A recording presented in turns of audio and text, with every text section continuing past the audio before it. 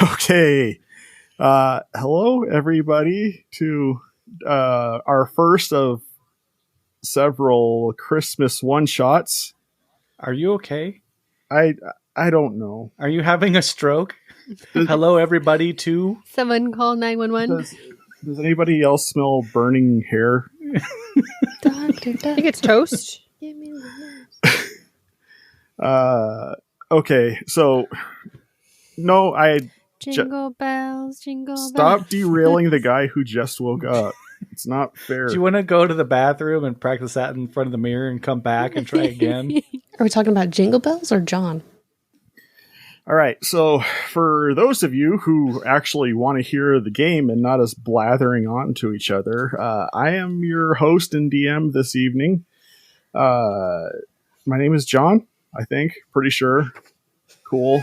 With me tonight, I have Eric, Celeste, and the Squid. We are going to be playing a new game system tonight that I have never played before for our first Christmas one-shot. There you go. You know, what am words?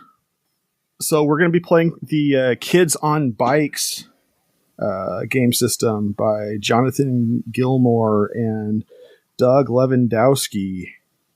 No relation to Squid Czerwinski. Nope. No. Well, maybe. Or Czerwinski. I don't know. Or Czerwinski. Or Czerwinski. We are recording this on Black Friday when this will come out. I don't know. Who knows? Only Dave knows. Sometime around a Christmas season. We hope so. Will it be this one? I don't know. Sometime in December. It might even be Christmas in July. You never know.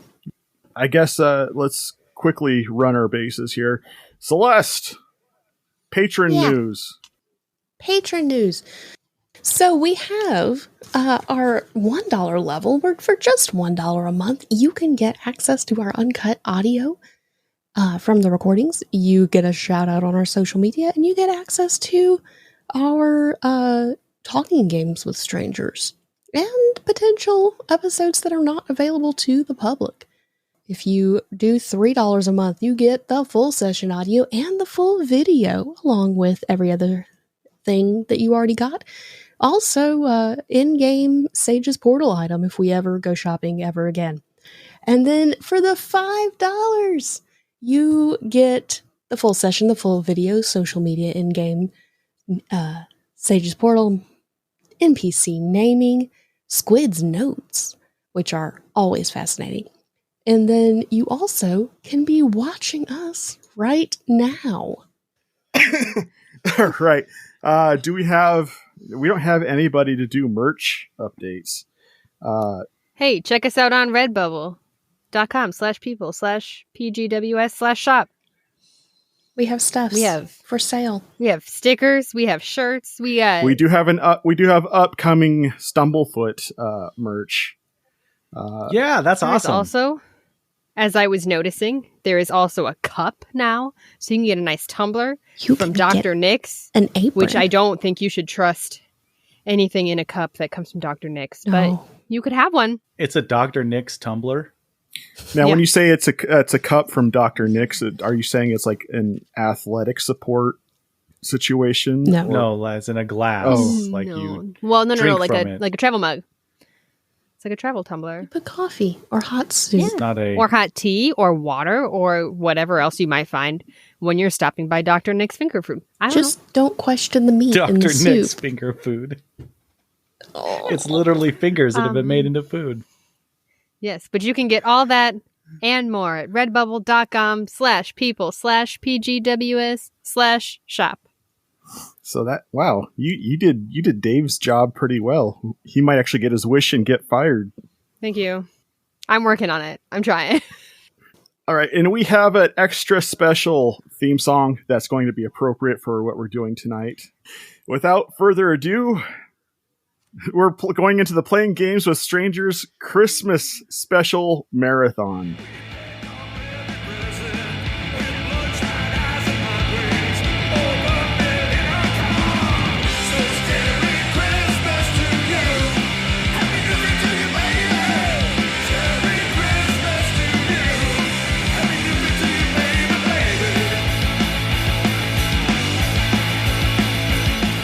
All right. So where we left off in playing game. No, I'm kidding. There is no where we left off with this whole thing there.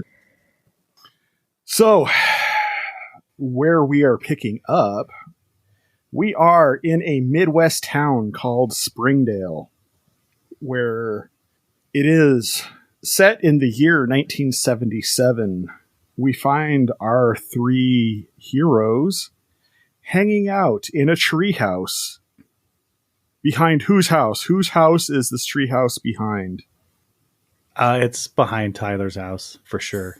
As we come panning in to this treehouse scene, it is the week of Christmas, and you are off from school for the yearly winter break, or Christmas break as it would be referred to in 1977.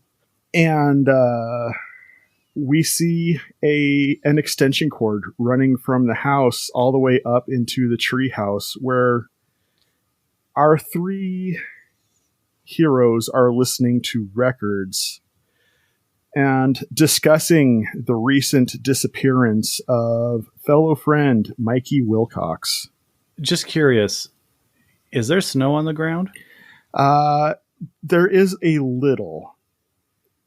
This is not perfect. This is not a northern Midwest town like Minnesota or something. This would be closer to like Missouri. Yeah, I just wanted to make sure, safety first and third. We're running an extension cord up into a tree through the snow. It's the 70s and you're kids. Yeah, true dat. Like I said, you are in this in your clubhouse discussing the recent disappearance of a friend, Mikey Wilcox. Well, Tyler, or Ty, as he's known to his friends, is a 13-year-old boy.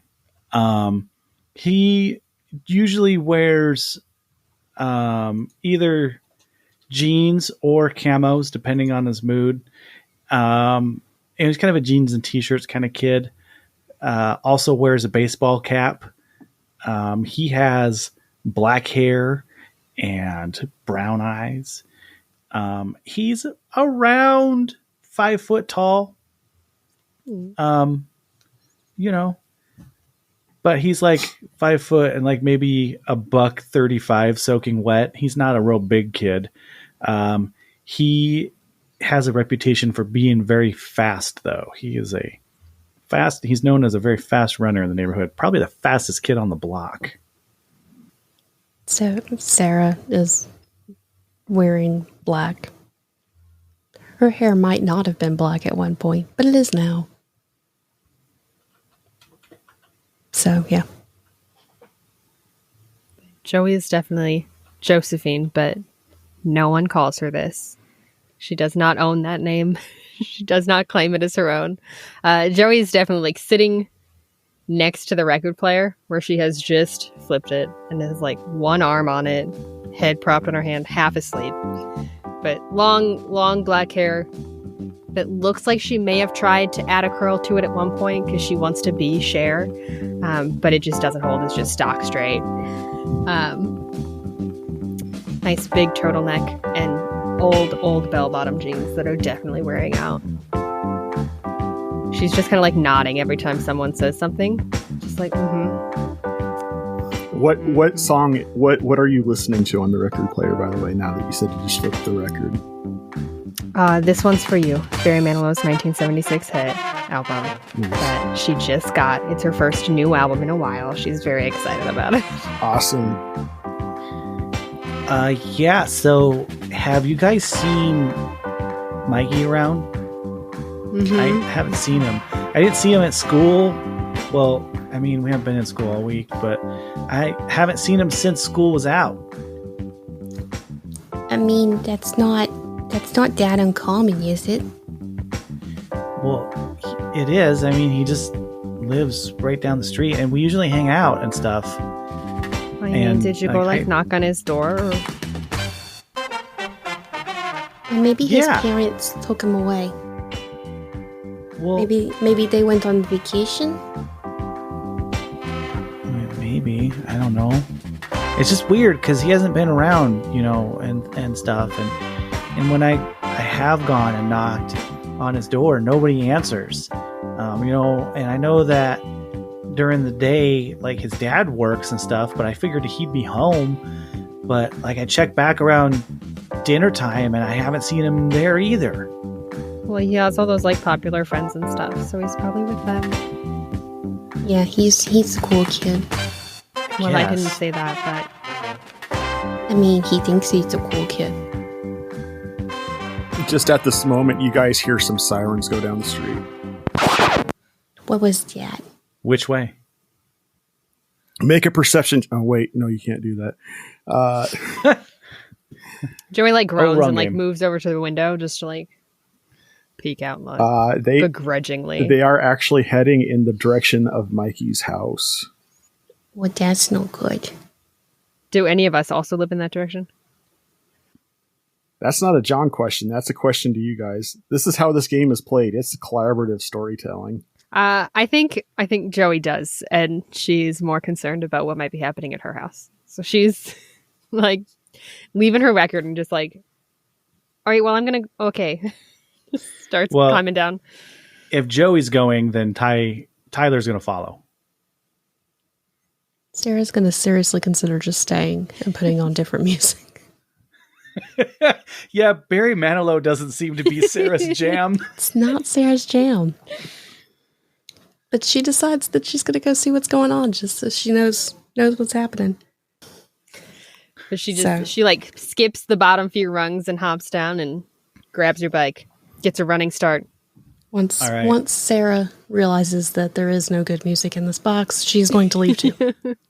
Tyler's hot on her heels. It's offended by Sarah's observations, but Probably a lot of Barry Manilow and Neil Diamond and there's like old 50s and 60s hits, like some of the Beach Boys and stuff too, because she has some new things, but Beach Boys mostly are like alright.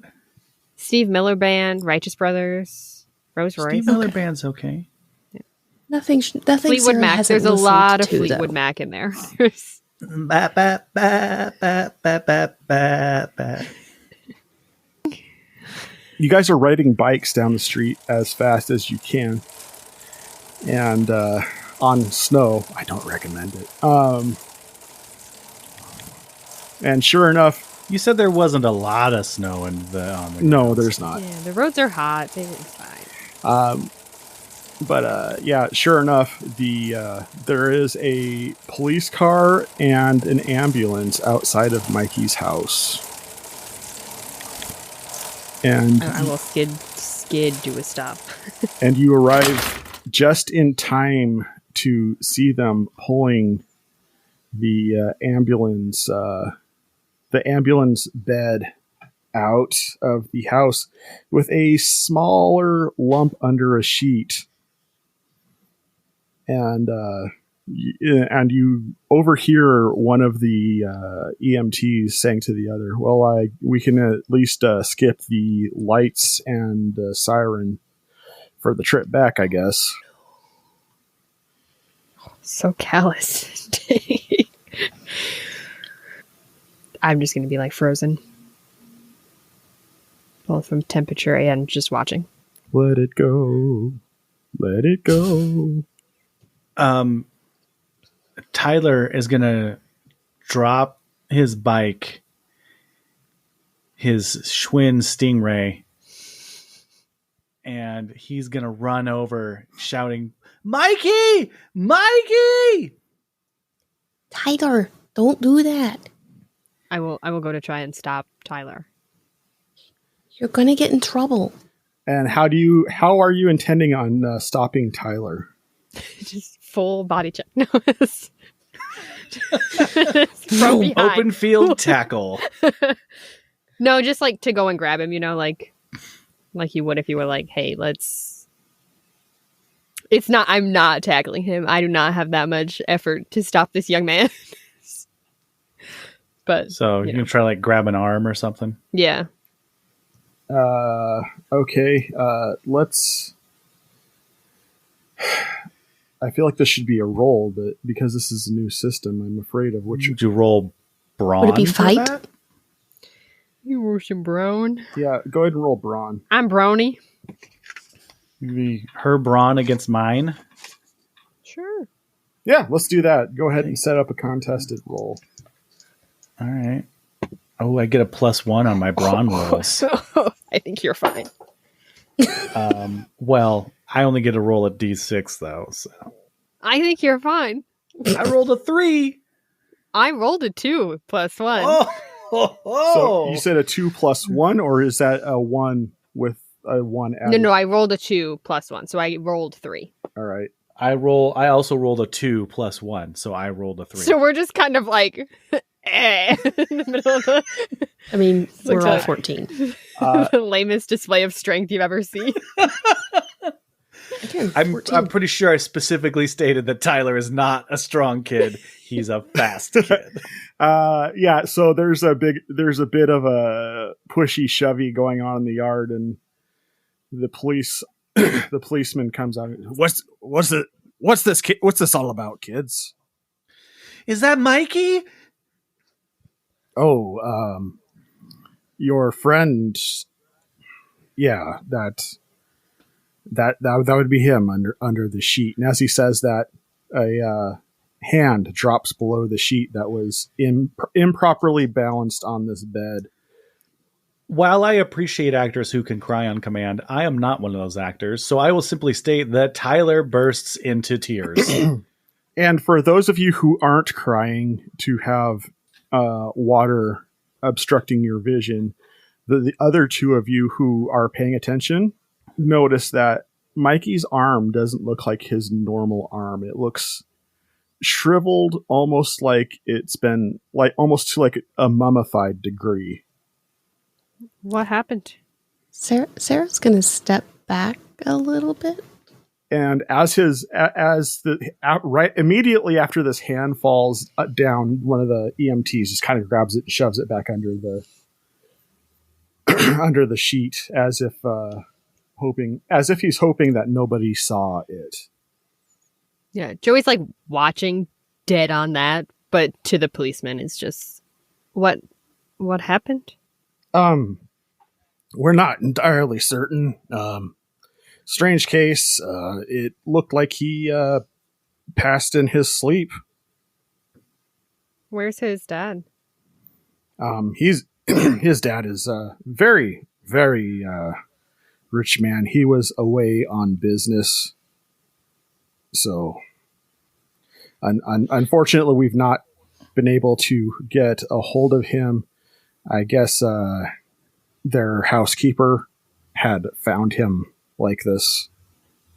Even though I am upset and crying, would I know if that's true or not? Since my mom, Tyler's mom, works with Mikey's dad, and B, Mike and I hang out all the time, so I'd know if I think he would have mentioned if his dad was going out of town and leaving him home alone. I don't know that Mikey has a mom living there. Mikey, in fact, does not have a mom living there. Okay. Based off of I know there's not like a way to insight check, but like, is there a way for me to gauge whether or not the officer is telling us the truth? Because I don't know, it seems a little suspect to me. I can tell you that it feels like he like when it comes to where his Mikey's dad is at, it feels like he is telling you you can genuinely tell that he's not entirely certain where Mikey's dad is at, but he is responding to you with the answers that he has gotten from somebody else, be it the housekeeper or whomever. But so I guess what I'm asking is, does that check out against what Tyler would know from talking to Mikey? You would know that Mikey's dad does go out of town on business from time to time. But his dad never leaves him by himself. So it's not unlikely that his dad would be out of town, but it would be weird that that Mikey would be unattended. I'm gonna tell him. I say that's not right. Mikey's dad always takes it with it when we go out of town. He doesn't leave him alone. Well, I mean, we're looking into that at the moment. We don't exactly know where his dad is at this time, so we're just, we're just working with the information we have currently. So, well, your information's wrong. Joey just like clamps a hand over his mouth. Just. Do we know where the housekeeper, like who the housekeeper is? Her name is Maxine. Maxine. Oh, she sounds like she's annoying. Maxine, she's from the Midwest, don't you know? She is actually. Well, we're all from the Midwest, you know. No, she's from the northern Midwest. She's from Fargo. Fargo, North Dakota. North Dakota. Yeah. Maxine. Well, don't you know? Yeah. Well, great. I'm just gonna start to pull Tyler away because I don't trust the police. Sarah is already backed up quite a bit from everybody, and she is encouraging Joey to strangle Tyler out of the way. We've got to go. Tyler will let himself be dragged away begrudgingly, but he's openly upset and maybe even a little bit like ugly snot crying at this point. Good. I'm just gonna convene back by Sarah. Just huddle in the middle of the street because who needs privacy? Right. Did that seem not right to you guys? Something was off. Yeah. He's not Okay. telling the truth. Uh-huh. Okay, we need to Something's not. Stop. Something's not. Hush. Joey's she'll pull her backpack off and pull out a handkerchief and hand it to Tyler. You can tell Eric has just fathered several children. Just take care of that. What if we just go and see Maxine and see what she says? Can we get to Maxine without going through the police? I mean, I wasn't gonna ask him, so. I mean, will he stop us? I mean, I wasn't gonna ask him, so. What time of day is it? It is early evening. Right now in December, the sun hasn't gone down, but it's getting kind of twilighty, and so not quite 5 o'clock yet. Yeah, I'd say somewhere between 4:15 and 4:30. So parents wouldn't really be off from work yet. Depending on what the parents did for a living, that would be correct. Okay. Did you say Maxine was living, or she just comes and cleans? She just comes and cleans. Okay, perfect. Then we'll just be we're gonna go to Maxine's house.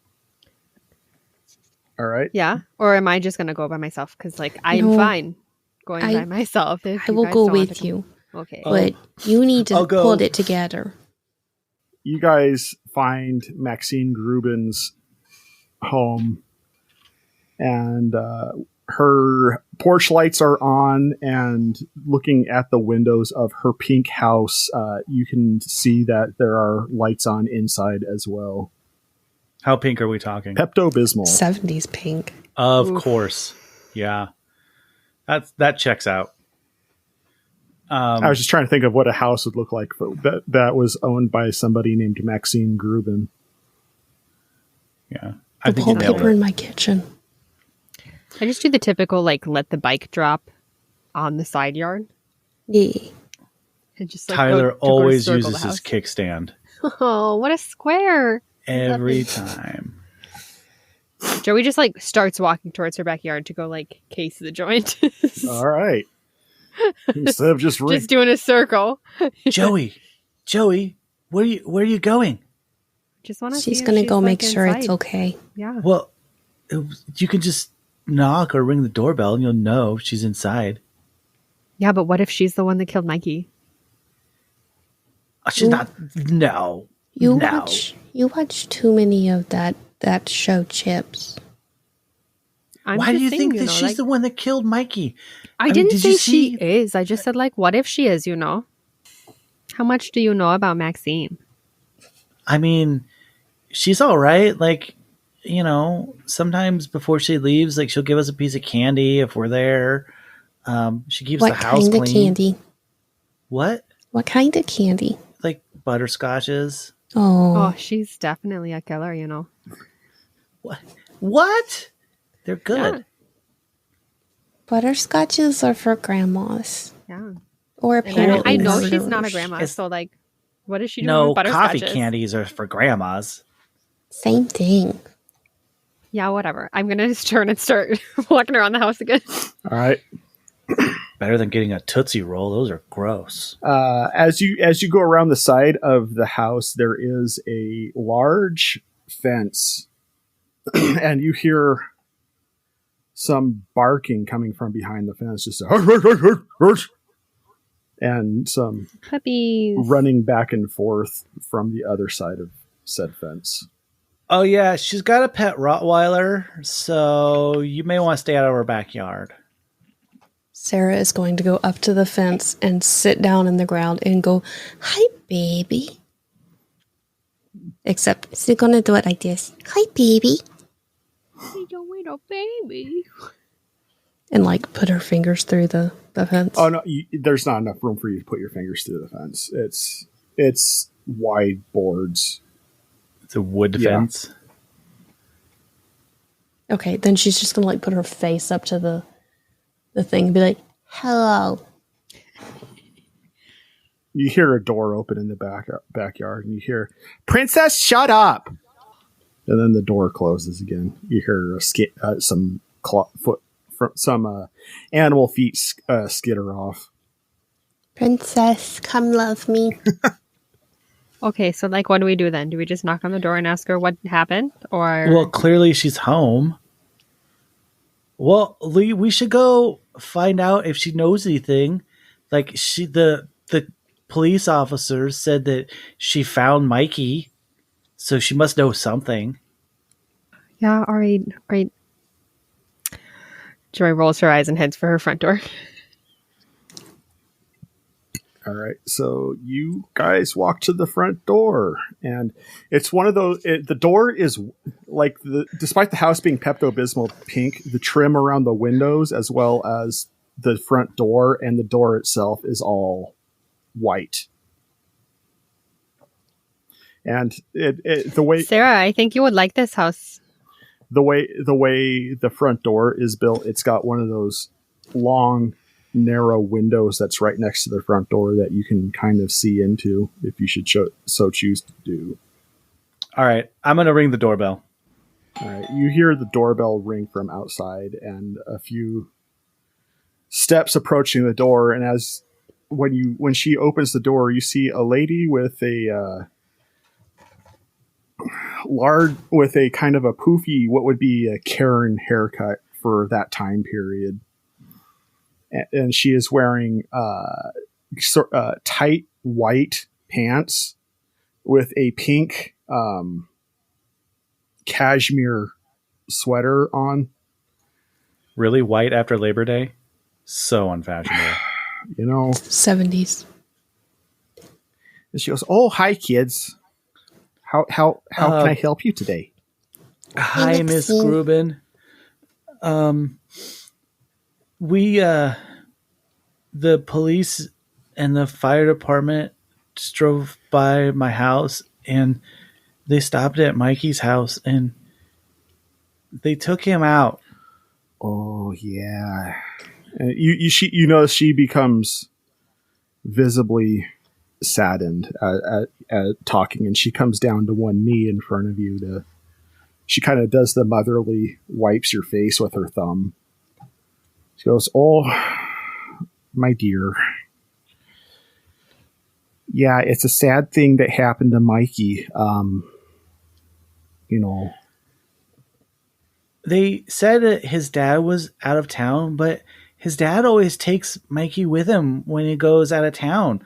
Like, was Was his dad there? You know, it's the darndest thing. I did not see his dad there. He hasn't been there for the past 3 days. And, you know, Mikey, I guess he must have been there the whole time. I just didn't notice him until, because I don't clean his room every day like I do the rest of the house. So Joey is just standing there like arms folded, just something hinky's going on. So I don't know. I just assumed that that Michael, you know, Mikey's dad, was out of town like he is from time to time. So, well, was his car in the garage? No, I didn't see it there. Although I'm not paid to clean the garage. So, all right. Thanks, Miss Gruben.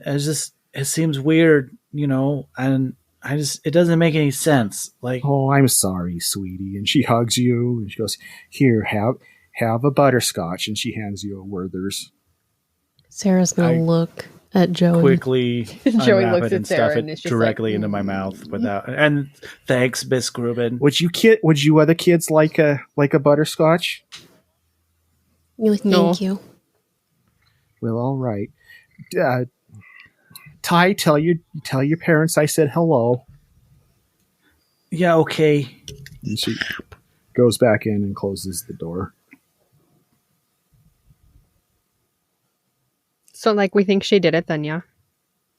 I mean, there was butterscotches.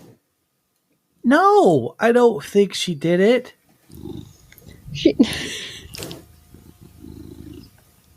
You don't have any evidence, Joey.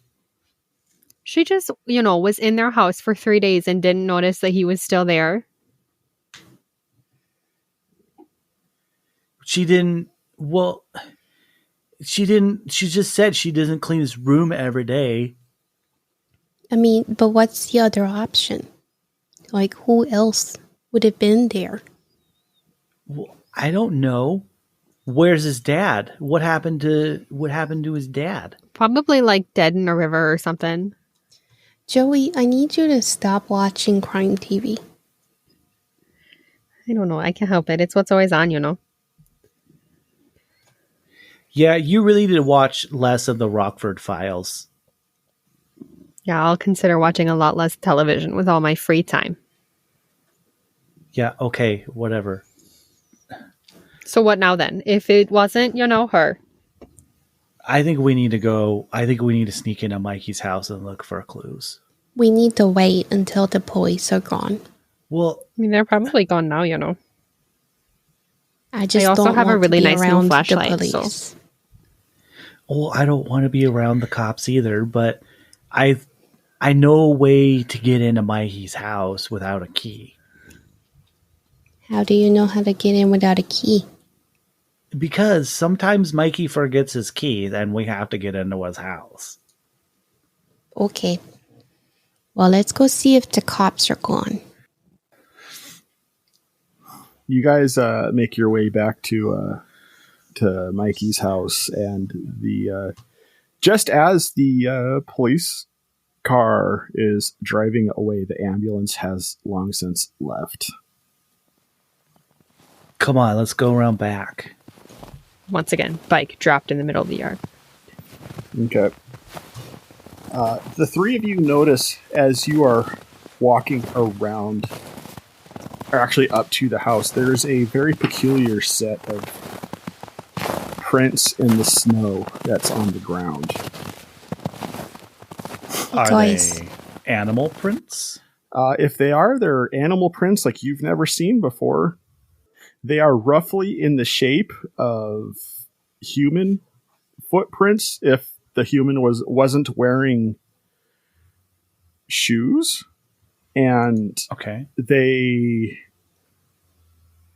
instead of being a large foot length with tiny toes on them, you would say that the actual foot is about half the length of the actual body of the foot is about half the length of a normal foot, with the rest of it being filled out by 3 long toes.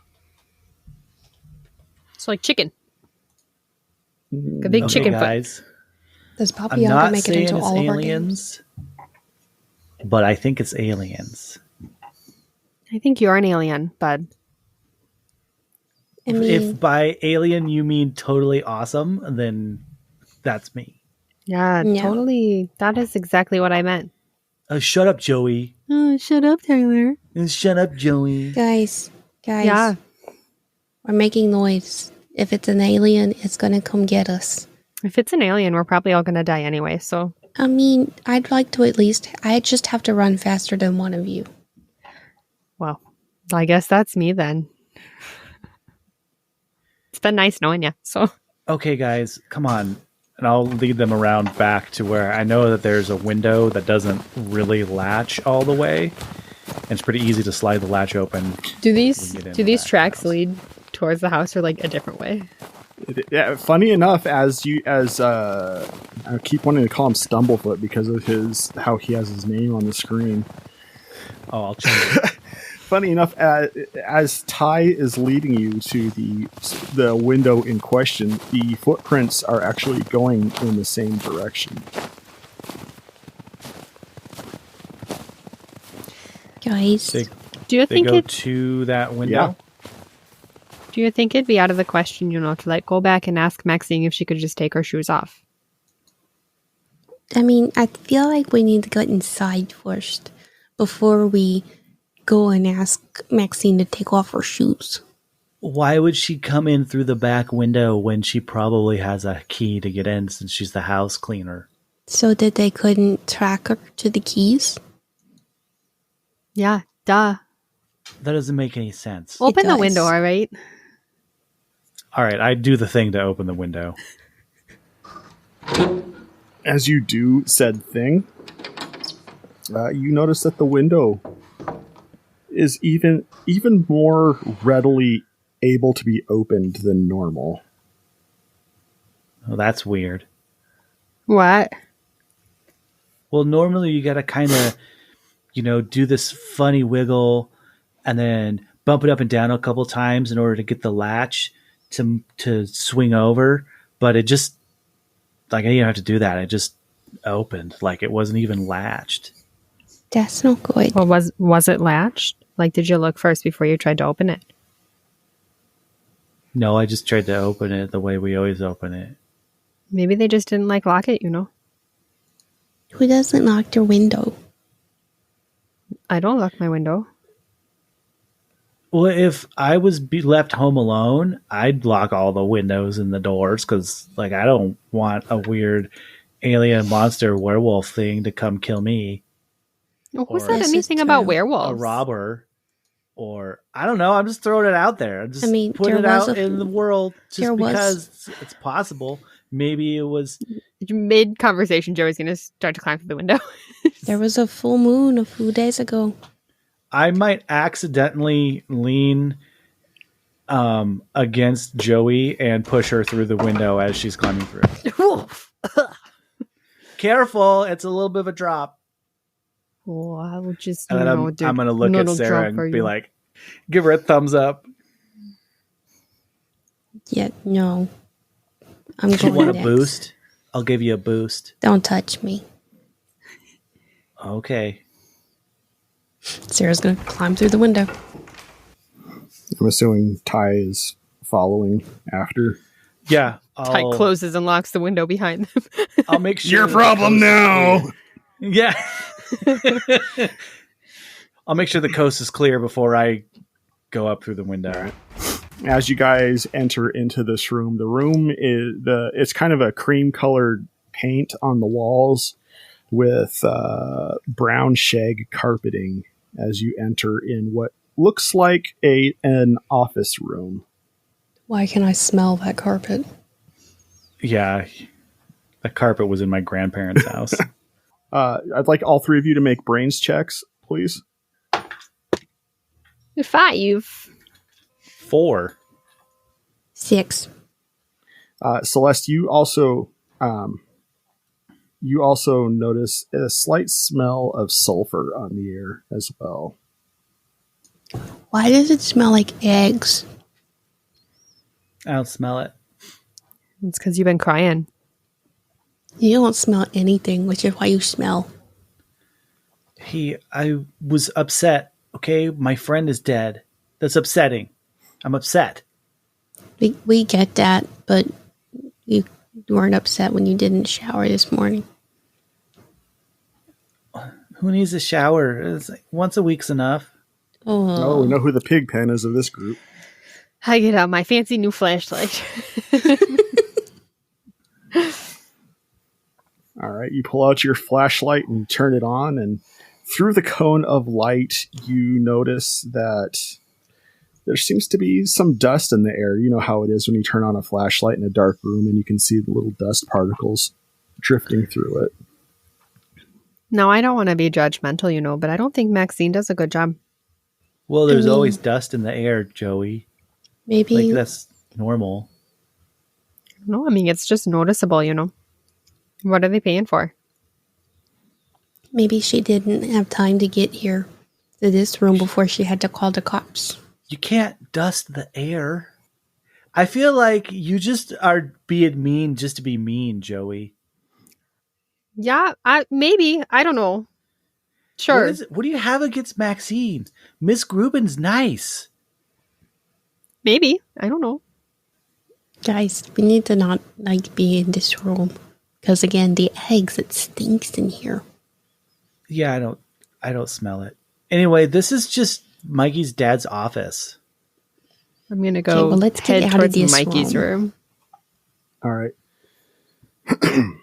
As you start heading towards Mikey's room, the two of you who didn't smell it initially, the smell of sulfur is, as you get closer to that room, that smell is getting more to Mikey's. Starting to get more noticeable. Mikey's room is on the bottom level of the house, and as you're walking down the hallway is lined with wood paneling. Since it was snowy outside, does it look like there are wet tracks on the carpet? It does. When you guys first came into the office room, you did notice that the carpet was already wet when you were in there. Now, whether it was wet because the cops had been, the police and EMTs had been in this room, or if it was by other means, you're not certain. But the hallway carpeting is wet as well. Did the office look like it had been searched, or did it look like it was relatively undisturbed? Make a brains check, please.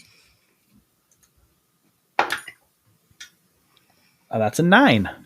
You aren't certain. Okay.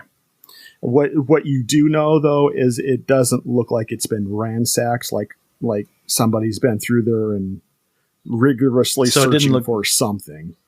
Right. It hadn't been tossed. Right. Mr. Wilcox would be really upset if that had happened. So you guys make your way to the door outside of Mikey's room, and like I said, the sulfurous. I don't know if I can go in there, guys. The sulfurous smell is pretty pungent at this juncture, and the door has been closed. We understand if you don't want to go in. I don't know. I might stay out here. I just turn around, flashlight to the You'll face. be the lookout. We'll go in. Right in the eyes, Joey. Why? Do you want to find out what happened to Mikey? I do, but... Well, you're not going to find out here. He's not in there anymore, so come on. You're a big, brave Fine. dog. Joey's a jerk. I open the door and go in. Still friends with her. Okay, are you turning on the light when you go in, or are you still using your flashlight? I'm using flashlight. We are in incognito mode. Okay. As you open the door and you shine your flashlight into this room has been tossed. Bookshelf has been pulled down. Things have been noticeably knocked off the desk. There are deep gouges into the wall around Mikey's bed, as well as slashes in the bed. That's not good. I take back what I said. I don't think Maxine did this. And it is rank. She's too neat for that. Like it smells like overboiled eggs and farts. Oh, it stinks in here. This is worse than the office. This is not normal. Mikey's room doesn't normally smell like this. I mean, sometimes it smells like fart, but not like this, man. Like, this is bad, dude. I mean, but where would stuff normally be? I don't spend a ton of time in Mikey's room. Well, the bookshelf normally is standing up and the books are on it, and the scratches in the desk are new and his bed's not normally torn up, and like he's not the neatest guy in the world, but he doesn't throw stuff around. It looks like a bomb went off in here. That would explain the sulfur. Oh. Yeah, it smells like stink bomb, man. This is gross. Sarah's gonna start picking up books. Is there any sign of like hair, like animal hair, or like shredded clothes, make or a anything like that? brains check, please. Ooh, rolling hot tonight. Got a 4. You don't notice anything in particular. Okay. Joey is just full on staring at Sarah picking up these books. Can I help you? What? Why are you staring? Oh, no, I wasn't. Well, I mean, okay. you kind of were. It was nothing. Shut up, Tyler. Okay. It's whatever. You're being weird tonight, Joey. She turns and walks out of the room with the flashlight. So it's dark in there now. I'll turn the light on. Okay, as you turn the light on, it becomes easier for you to find what you were looking for, Ty, as you find small green tufts of hair. Oh, this is weird. Joey, you might want to get back in here. Joey, come here. Joey, there's green hair on the floor. Come here. This is weird. Somewhere down the hall, there was a groan. She comes back in, arms folded. Definitely was not crying. Definitely wasn't. Mm-mm. Tyler's dense. He doesn't notice. That's good. Definitely wasn't, so it's fine. Look at the weird green hair on the floor. I'm going to pick up the tuft of green hair and put it in my backpack. As you pick up the tuft of green hair, you do notice that it reeks of sulfur. Ooh, this stuff stinks too. So you want to put that in your backpack? Well, what you putting it in your bag for then? Yeah. It's evidence. We gotta keep it. Does anything look, aside from just like the scrapes and the hair, does it look like anything is missing? No, nothing looks particularly missing. Although I will say, given what seems to be like a violent situation that happened in this room, there is a startling and very noticeable lack of any blood that you would have expected to have seen here. So there's green hair, there's claw marks all over the place, but there's no blood. Well, but he wasn't bleeding when they took him away. He looked like he needed lotion. Yeah, like a mummy. What? Didn't you He see his looked like a hand? mummy. No, I didn't see his hand. Yeah, it was all like... It was dried. That's gross. Yeah. Okay. So let's look in the rest of the house. Let's go to Mr. Wilcox's room. Yeah, already. Should we really go into a parent's room? Well, yeah, I I don't know. mean, we got to know what else is going on. There's got to be more evidence. Okay. Something weird, something strange is going on here. We got to figure it out. Well, There's got to be something else that happened than more than just like what if somebody sucked out all his bodily fluids? what if it was Ew, like a gross. vampire? No, vampires don't turn you into mummies. They turn you into vampires. Well, mummies don't turn you into mummies. No, the Egyptians turn you into mummies.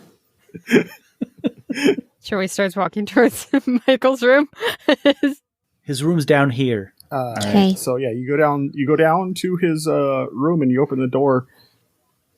Nothing remarkable inside this room. Doesn't The look room like looks like it's in order. Yes. I'm gonna turn on the light. Devil may care. I'm gonna turn on the light and start looking around. All right. Yeah, you turn on the light and you start kind of rummaging around in the room. Don't find anything of note in the room. Is there a master bathroom attached to this room? You're going to finally take that shower. What? No. I wouldn't take a shower. I in showered somebody 3 else's days house. ago. I got another 3 or 4 days till I need a shower. Did you use deodorant? Yeah. Like You're every one of morning. those kids. Okay. Like it's Not okay. for a while. When did Axe come on the scene? Not for a long Okay. time. No. The 70s didn't have that smell then. Thank goodness. Joey would leave. I'm just going to... Well, I don't need... I turned my flashlight off because I don't want to waste the battery. So, but there's no No. signs of blood or struggle in this room. No Yeah. tufts of hair. Bathroom's clean. Checks out. Okay. Looks like Mr. Michael is super neat. Well, I don't think he's that neat. I think that Miss Grubin cleans this room for him. I mean, maybe. I'm gonna look in the closet. Does it look like there's any suits or anything missing? Are there None. empty hangers in the closet from like him maybe taking? And does he keep No. like his suitcases and stuff in this room? Yes. Okay, but all of his suits are there.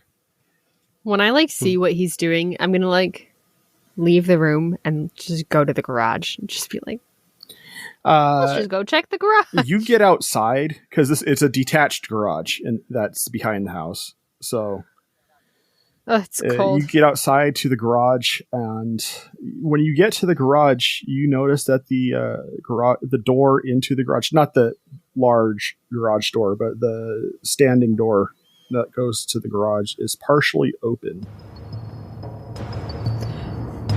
I'm just going to cover the end of my flashlight, like you do where you want to just be able to see, but you don't want anyone else to see it. And I'm going to listen closely at the door. No sounds.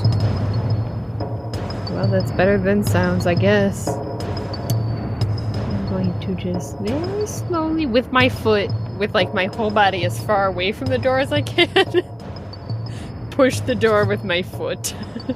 As you push this door open with your foot,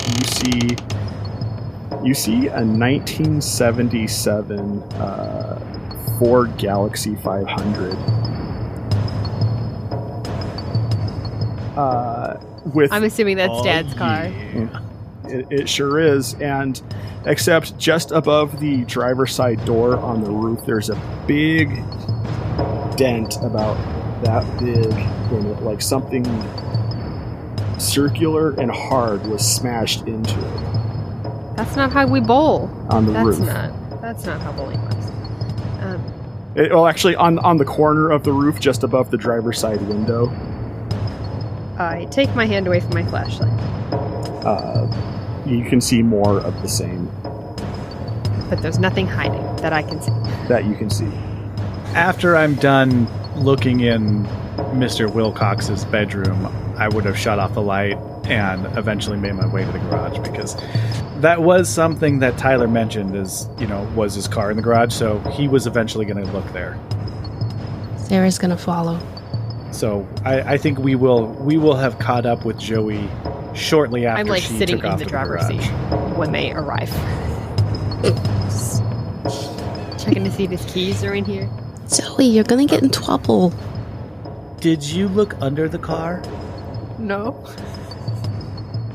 Just that white knuckled stare.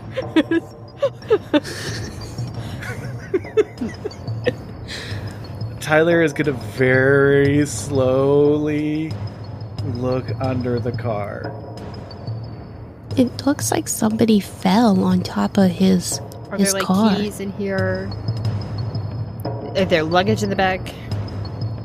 When you looked under... Okay, so to answer Squid, no, there are not keys inside the car.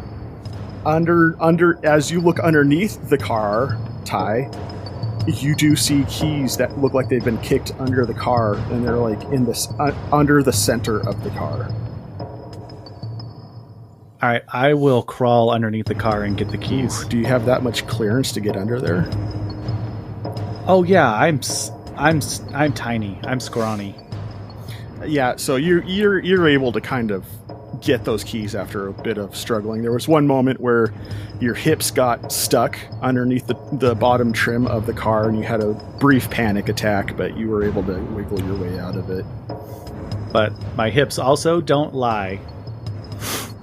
All right, I'm gonna pop back up and look at Joey and jingle the keys. What are you going to do with the keys? Well, nothing. I'm really going for a drive. I'm just like, it doesn't bode well. Well, we could pop the trunk. I mean, yeah, I could probably do that without the keys. I mean, Well, it seemed like you were looking for the keys. Why are you sitting in the car? I was trying to see if the keys were here, to see if, if the keys weren't here, Well, then I they're found probably them. with his dad. I found them But under the car. They were like all the way under the car.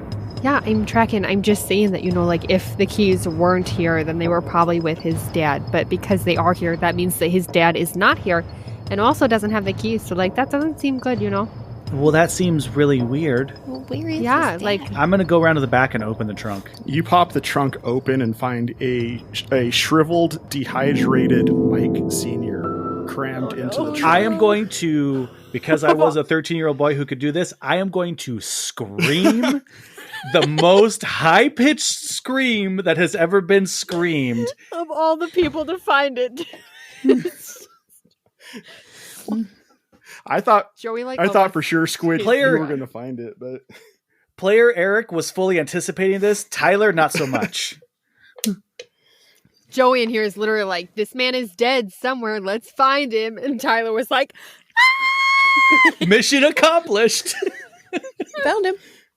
Joey almost like hits, like, is not anticipating the scream and almost hits the ground. It's just like, what? I am fully backed up against the garage door, just hyperventilating, just Sarah's gonna go and look at the body. Okay, Michael. I go stand in front of Tyler to block his view. And Sarah's just like looking. Sarah is damaged. Aren't we all? Ooh. Sarah's reaction is, "Oh, that's gross." So is this Mr. Michael? Or does Mr. Yeah, Michael what have if a secret? for just 1 second, let's not discuss it. Are you Tyler?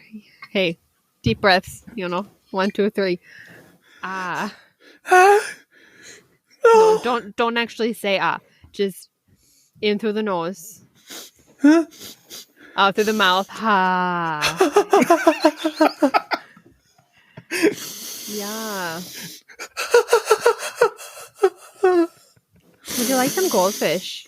I just like pull them out and I'm like, will this help? Is this how we deal with grief?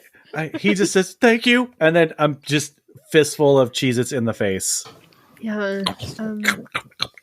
I'm going to turn around, momentarily take in this sight before me.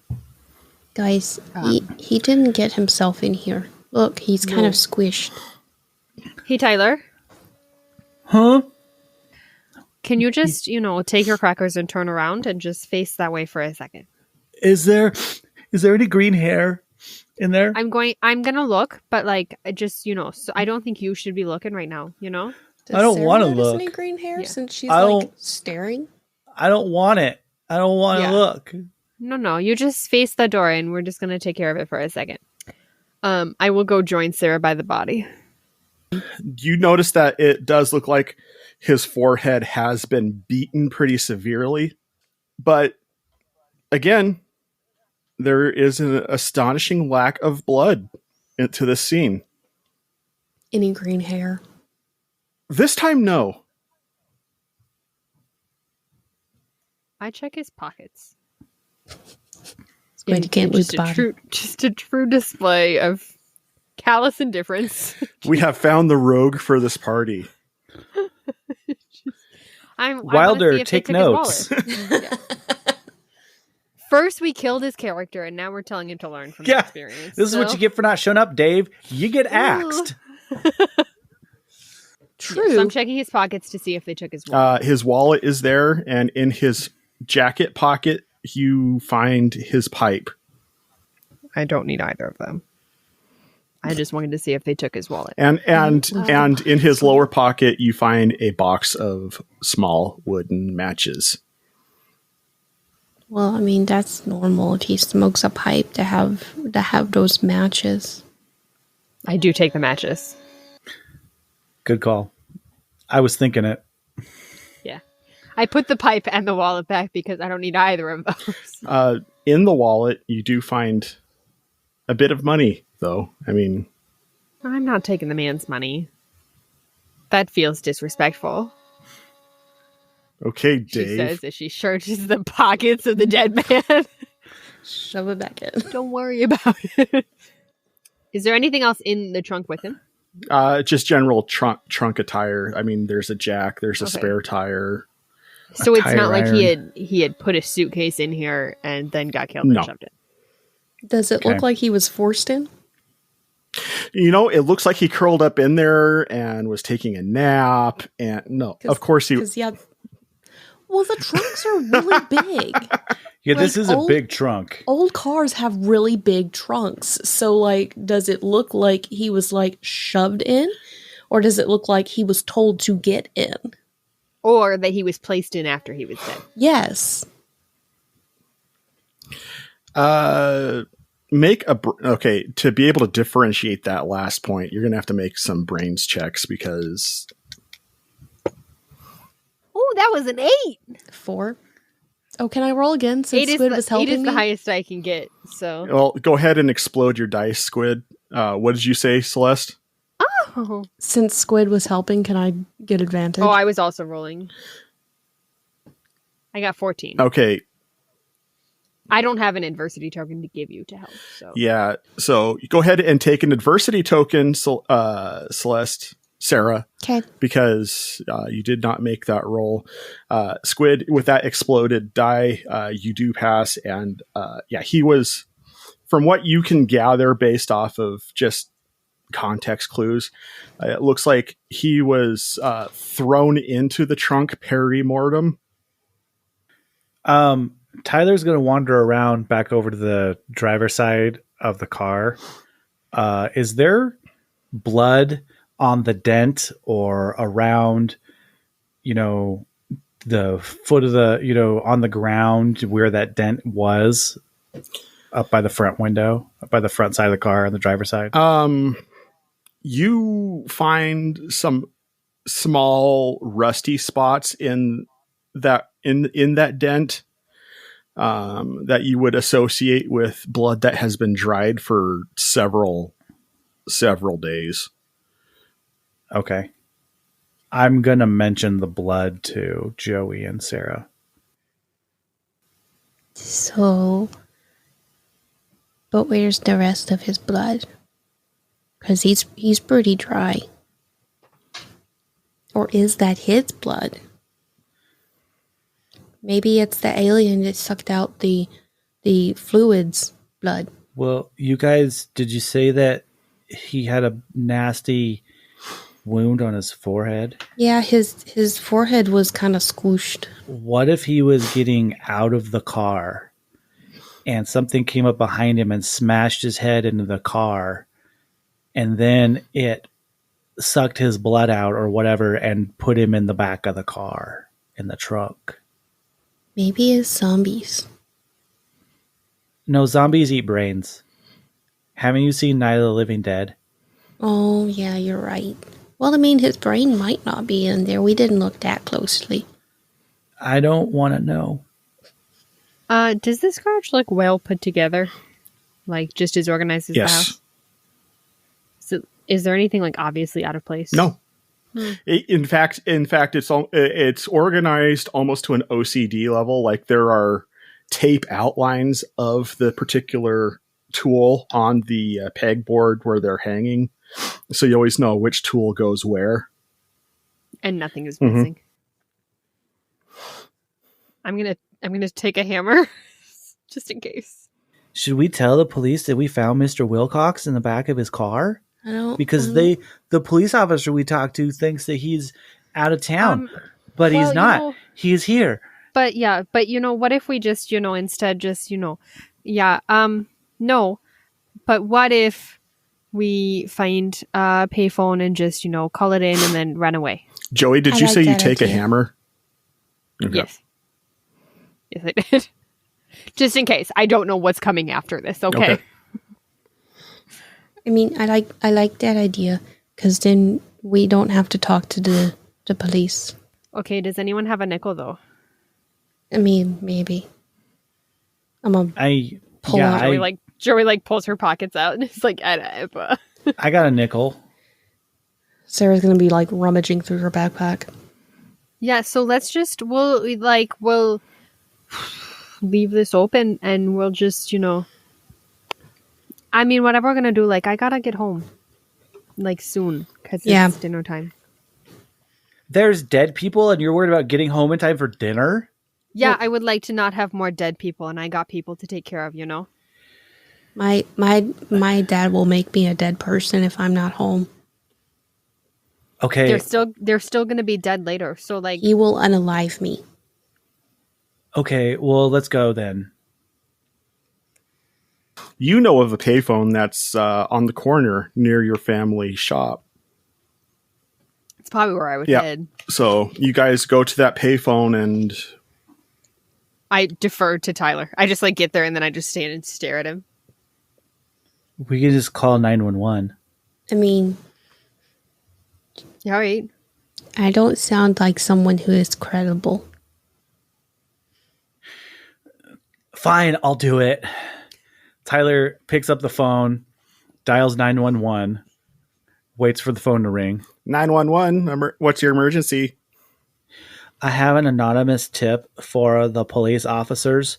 Make yourself sound older, We saw a dead body in the back of the car of the Wilcox residence. Who is this?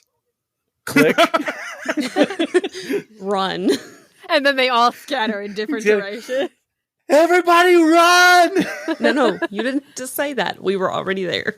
Yeah, we just saw you start to move to hang up, and me and Sarah were gone. Saw my eyes get real big when they asked who it was and went, click. And, Tyler and turns around to go run, and he's like, "Where did they go?" Sarah and I, Tyler gets Joey back and I on were just his pedaling. Schwinn Stingray and pedals home. I'm also going to totally take advantage of the fact that Joey left a record player in my treehouse, and I'm going to listen to my Led Zeppelin record on it. Oh no! I'm going to be so upset tonight when I don't have it in my home. Which Led Zeppelin album? And my new Barry Manilow album. It would be probably Physical Graffiti. I was thinking Houses of the Holy, but Either one. I don't know. all right. So, quick question for Josephine: Yeah, Joey, please, thank you. how late does your dad normally out? He's out 24/7 if we're talking mentally, physically. Depends on the day. Since I wasn't working, he's probably working the evening, and I probably did the morning. Okay. So what time would he be coming home this evening? This matters. It probably closes at 9. At 9? Okay. Yeah. And then you got to clean up a little bit, so 9:30, 10. So when you get home, Joey, for the other two of you, it's just a normal evening. Yeah, but for Joey herself, you get home, and of course, The house is mostly empty. No one's been up to turn on any lights by the time you get home. I think the neighbor lady who was probably like chilling on the couch. Tell her to go home. Yeah. You go in, you start to make dinner, I am assuming. Yep. Kind of start going around your evening business. You open the back room to check in on your mother. Is there a window in her room? To like outside window? Yeah, but probably like blinds are pulled. Okay. And you just kind of hear a groan from the bed. You just hear, Joey, is that you? Yeah. What was the scratching? I don't know. What's scratching? There was no further. I just like kind of like I just like glanced at her end table and then just like closed her. Is that all you're doing? Yeah. I just go like finish up. I make a meal for myself. I make a plate for my mom. I don't assume she'll eat it. And then take care of Tommy's meal. So what do you do during the evening usually then? You don't have a TV. We've already established that. No. So after I make the food, I have to feed Tommy. And he has a feeding tube, so it takes a while. And then I like take care of him, get him cleaned up, put him to bed. And by then I forgot about Tommy. Yeah. You when you put Tommy in his room, does his room have a window? He probably shares it with me. I imagine it's probably a shared room. Okay. Do you normally keep your blinds open or closed? I feel like they're in that state where like they came halfway down once, and one side's a little lower than the other, and like I just can't fix them now. Okay. But good old Venetian blinds. As you we love it. As you are putting Tommy to bed, you notice that the window on your room looks like it's a little bit scuffed up from the outside. Like something's been scratching on it. Like the glass? Yeah. I take a closer look. I sniff the window. You sniff the window? Okay. Mm-hmm. You don't smell anything. Okay. I just look a little closer. And then I kiss Tommy on the forehead and turn off the light. All right. You go back out into the... Mm-hmm. All right. So how are you spending your evening after you put Tommy to bed? I probably like sit down, take my backpack, and I pull out the book that I have been reading and just like pause for a moment and like hold it up. And you know, like when you smell a book because it smells good, and then set it back down. And like, because I assume that these are the kind of pretentious people that would do it, on the front cover, there's like a stamp that says like from the library of Michael Wilcox. That was the look. Okay. Yeah. And then she just kind of sits there. She doesn't read it, but she holds it for a while. What book is it? That is a good question. The only one that's coming to mind right now that I know was already released was Where the Sidewalk Ends. Okay. That's a good book. That's a good book to take too.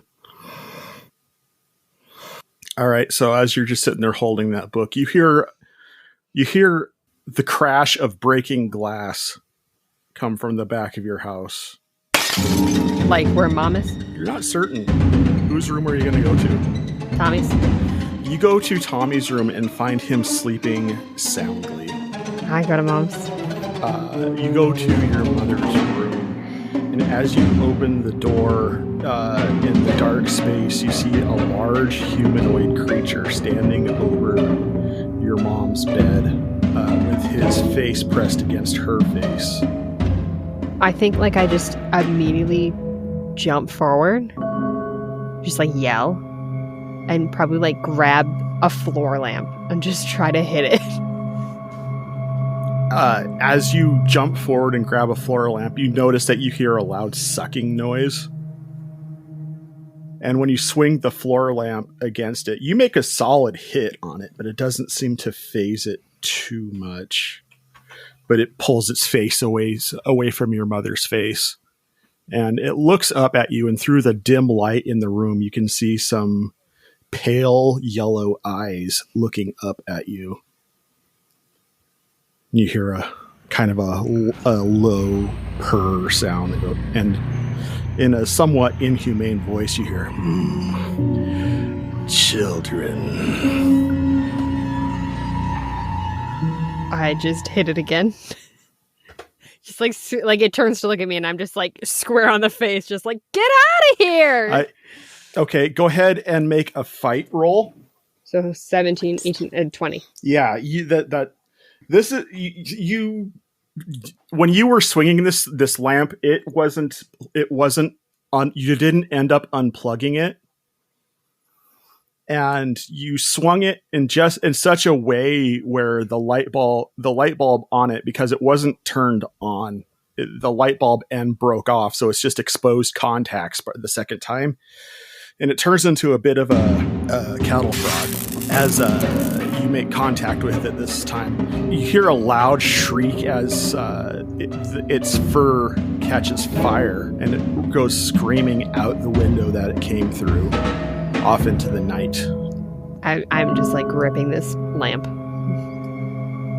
Just like watching the window, just like poised and ready. Nothing. Very slowly, I will set it down. And then kind of remember that I'm not the only person in the room and check my mom. Are you going to turn the lights on? I think I kind of ruined that. Was the floor lamp the only light that was in the room? I mean, she might have like an end table lamp. I'll turn that one on. As you turn that end table lamp on, you have come to find that you are, in fact, the only person in the room. Mom? And I will kind of like reach out to shake her. As you reach out and you turn her over, you notice that she looks like she's been left in a food dehydrator for several days. Mom? And then I will very slowly straighten up and take a deep breath and go to our phone and call 911.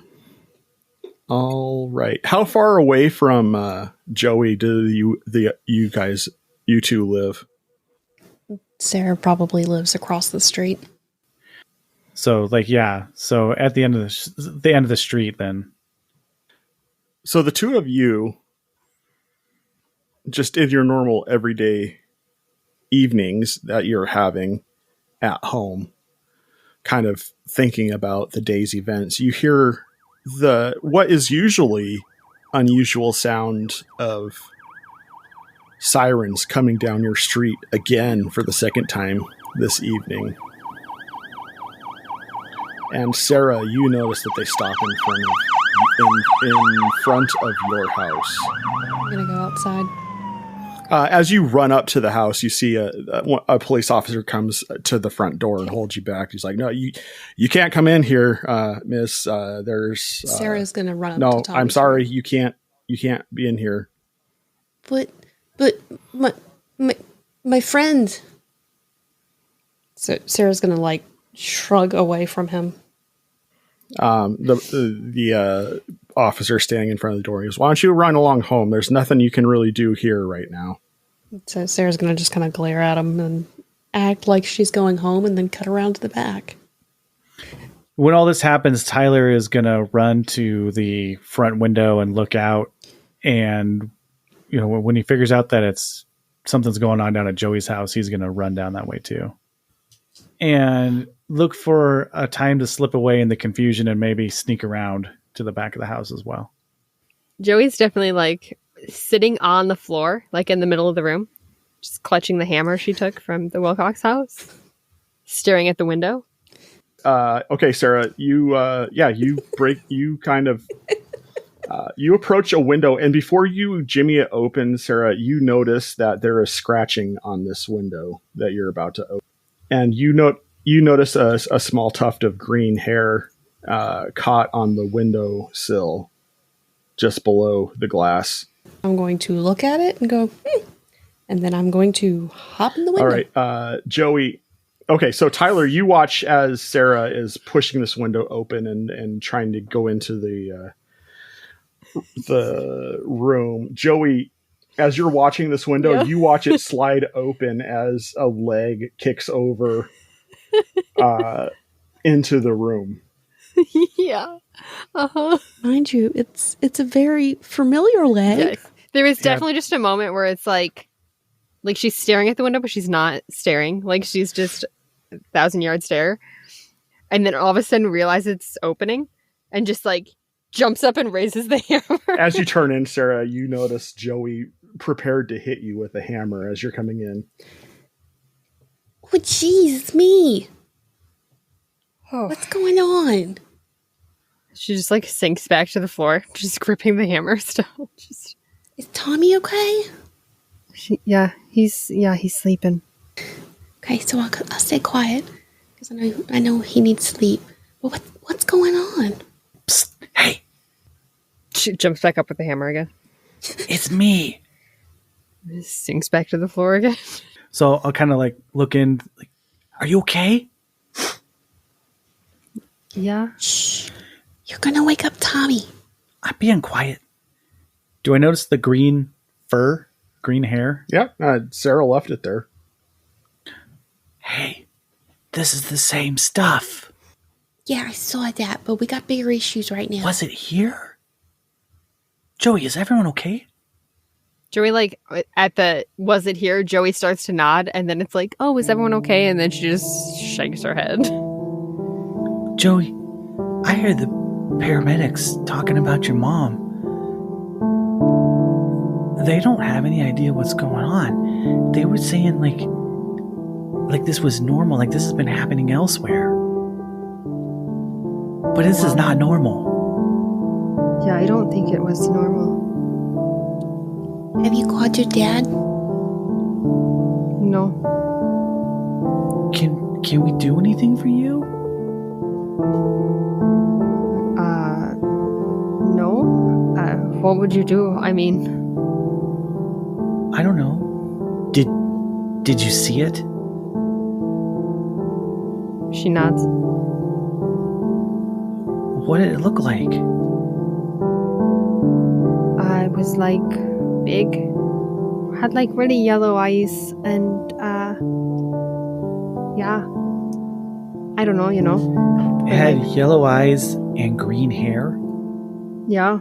The cops aren't going to believe this. I mean, I didn't tell him, so. They're going to think we're making stuff up. I mean, what do we do then? We have to get it ourselves. How do you expect us to get it? Well, we're going to have to track it, and then we're going to have to kill it. You won't even take a shower. You expect us to stealthy track something? My uncle took me hunting one time. I know what I'm doing. But what if it comes back here? Well, we need to booby trap your house. Maybe after the cops are gone. Yeah. You know, I think that, you know, everyone should probably, like, go home and go to bed or something. No, you're not safe. We got to keep you safe. I mean, like, I took care of it the first time, you know. But what if it comes while you're asleep? I don't think that I'm gonna be sleeping too much, you know. That's probably how it got Mikey. I'll stay here with you so that you can take care of Tommy. So when you have to take care of him, I'll watch the window.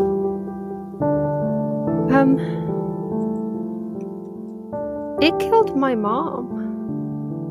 I know. Joey,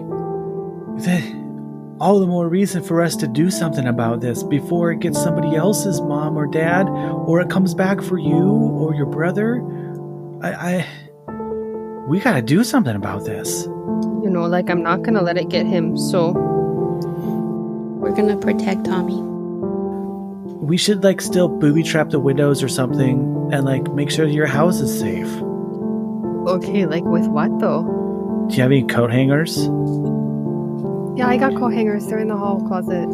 Okay, we could make we could use to make some springs, and then I don't know, we get some sticks and put some nails or something in them, and then we could rig them up so that if somebody opens the window, they like spring forward and hit them in the face with nails. Do you know how to do that? We can figure it out. I totally hit something. You know what? I'll be right back. I have a bat. And Tyler goes out the window and runs home to get his bat. He's going to get a baseball bat, and you know what? I'm going to say he's got cleats. He's going to put his cleats on. He's like, in case I need to go. Just in case I need to go or kick something.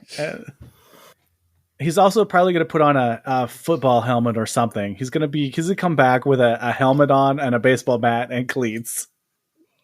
Classic 1970s, 1980s children's versus the monster movies. Absolutely. So Tyler comes back and he has a football helmet on and some cleats with a baseball bat.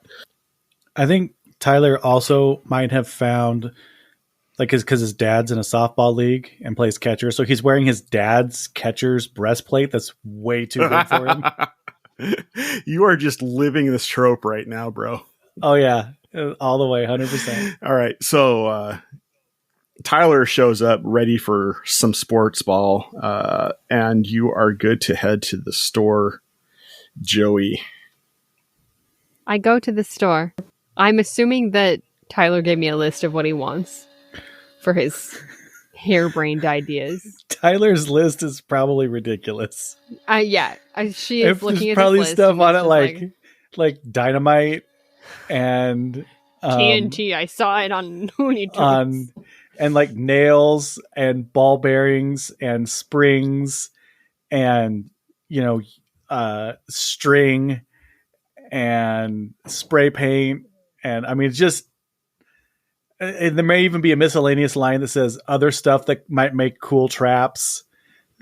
Yeah, she is going to walk her way down to the store like she has so many other days, reviewing this list on the way and just shaking her head the whole time, circling like 3 of the things that she knows she can get. All right. When you get to said store, what are you picking up? I assume of the list of things that Eric just said aloud, nails, string, and some spray paint is probably the extent of what we can supply. You guys don't carry dynamite? I know. It's wild. It's not very convenient, is it? How inconvenient. And maybe like a pack of gum because she's stressed and she needs to chew on something. Yes. I will grab my things and like momentarily pause in the store.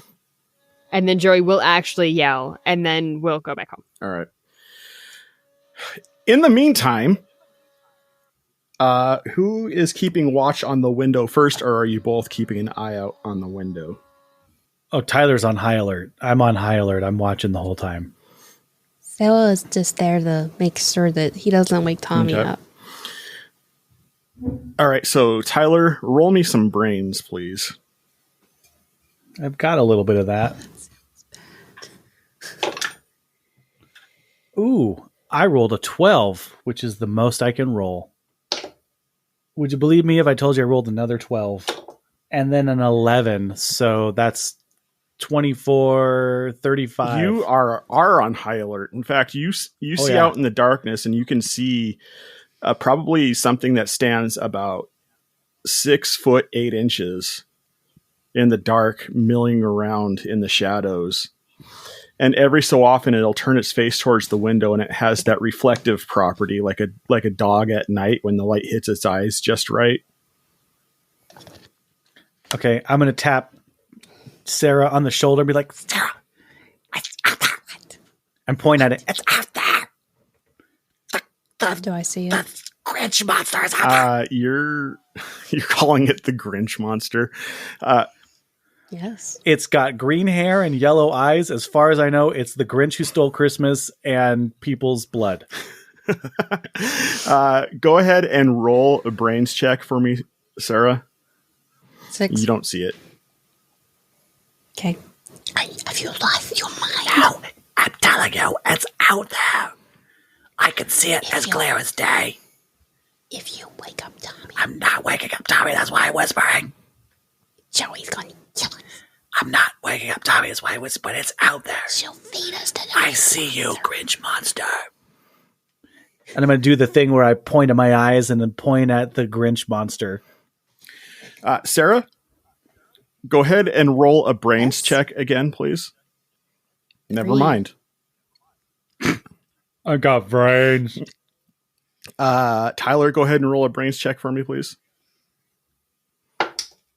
The dice giveth and they taketh away. That's a 1. Never mind then. So while you guys are chatting, having a brief argument, you both hear a rustling coming from the window rather. And as you both look over, when you hear a rustling, you see kind of a green 5-fingered hand press up against the window, like it's trying to push the window up from the outside. Sarah's going to back up and bodily stand in front of Tommy's bed. Tyler is going to run over, drop the bat, and grab the window at the top and hold it down with all 125 pounds of his weight. Well, the window is actually latched, so... It's still going to hold it down. Great. I'm just going to leave my bike on the lawn because I trust strangers in the age of 1977. And go around to the back of the house. As you start coming around to the back of the house, you're walking like you've been there. But as you turn the corner, you see your hairy friend standing at the window. Great. I'm going to drop my shopping bag because I don't need that right now. Okay. And I'm going to take out my pocket knife and run at it. Okay. Joey don't care. Joey ready to go. Okay, go ahead and roll some fight, I guess. All right. Wasn't expecting it to go this direction, but this is what Me neither. this is what we're doing. Oh, that was a 6. Hang on. So 15. 15. With my little pocket knife. Just my little fold-out pocket knife. Time to go. Since I'm hanging on the windowsill and assuming I'm looking on the window, do I see her charge this thing? No, because she's coming from off screen. So, Okay. And this, for the most part, all you're seeing right now is a hand, and then you see 2 yellow eyes that are like cat eyes looking back at you through the window. Okay. And it's starting to, you notice that this thing is starting to sniff at the window while it's looking at you. All right, I charge it. So what happens here is, as this thing is like super preoccupied with whatever's on the other side of the window, it doesn't notice you running up on it. And you jump up and grab onto his arm and jab this pocket knife into this thing's neck. And it yowls out in pain, and you can smell the burnt fur from earlier. And it pushes you off as it grabs its neck, and it runs off into the darkness again. Well, I'm pretty sure I saw that. Yeah, you saw the end result. Okay, then I will open the window. In the process, though, Joey, this thing, after you stabbed it, it gouted what you would assume is its blood onto you. And from your perspective, it looks fairly already coagulated, almost jelly-like. Joey's just gonna stay spread on the ground for a minute and then just kind of relax back. Just too stressed to get up. Just tired. Tyler's gonna throw open the window and go, Joey, are you okay? Uh-huh. You're awesome. Shut up, Tyler. It's not the time, Tyler. Sarah, she just stabbed the Grinch monster in the neck. Uh-huh. Believe it. Joey, Is she Hey, okay? it's really cold out here. get up here. Get inside. Yeah, in a minute. Whoa, it's gonna come back. I don't really know that it's gonna come back, but yeah, all right. And she'll like lift her head up and then just like lower it back down again. Just be like, But I will just like lay on the thin layer of snow that we have said is on this grass. All right. Tyler is at this point half leaning out of the window, like at his waist, reaching out to Joey, like, come on, I'll help you up. Come on. Like feet fully like off the ground, just kind of balancing, teetering on the windowsill. Sarah's gonna go grab his shoes to keep him in the, like, balanced. Come on, I'll help you up. Come on. I think like at this point she's like nodding to be like, yes, I will do this, but is like not moving and is definitely just like sobbing in the snow. Just Sarah, we gotta help her. She's not okay. Okay, you stay here and guard Tommy. I will go to her. Okay. And so Sarah's gonna crawl out of the window and like just sit cross-legged beside her and pat her head. She just kind of curls towards Sarah a little bit. Just pat her head. Well, I mean, she doesn't know what to do. Yeah, neither does Joey, so it's okay. Okay, Sarah, as you're looking at Joey, you also notice the partly jellied blood that's on Joey's hands. Oh yeah. Sarah's gonna like try to grab Snow and like wipe off Joey's hands with the snow. Yeah. Try to like get it off She will like before she can realize that it's there. All right. after a second she will like sit up and be like, thank you, Sarah. That's real nice, but it's also really cold and my hands are freezing. Well, I mean, you didn't want to get up, so I didn't think you'd want to go to the bathroom. Yeah, I don't know. But yeah, I'm good now. I think. Maybe. Probably. I'm not. But like it'll be fine. Oh, well, no, it won't be, but let's go get you to a thank you. bathroom. That was really reassuring. I feel like that's what I really mean- needed right now. She starts crying again. Tyler, make a brains roll, please.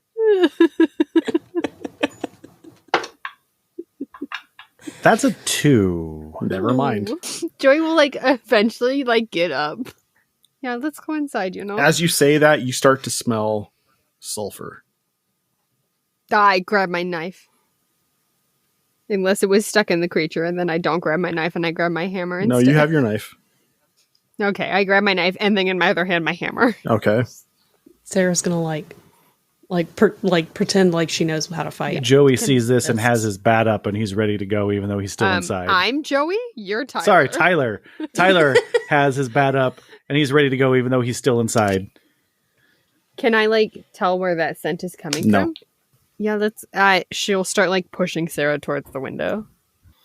Oh wait, I grabbed my bag that I dropped. Oh, so you're going to go backtrack for it.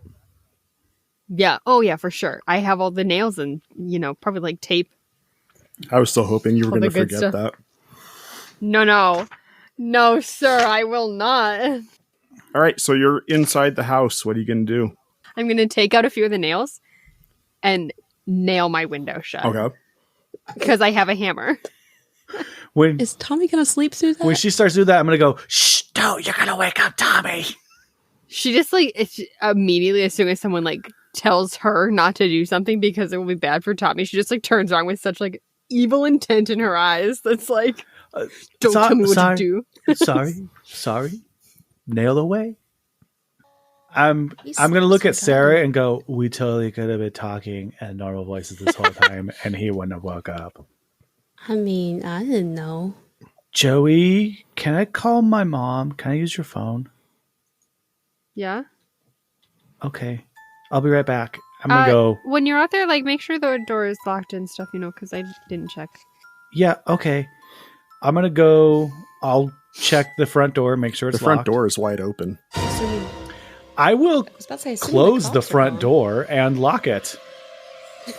Oh no. There's also an open. And then I will look around the house for a yellow-eyed, green-haired monster. No. Does your house have a basement, Joey? Probably. Okay. It is actually probably a crawl space. It's not a basement, which is worse. Arguably, even more terrifying. What you doing, Tyler?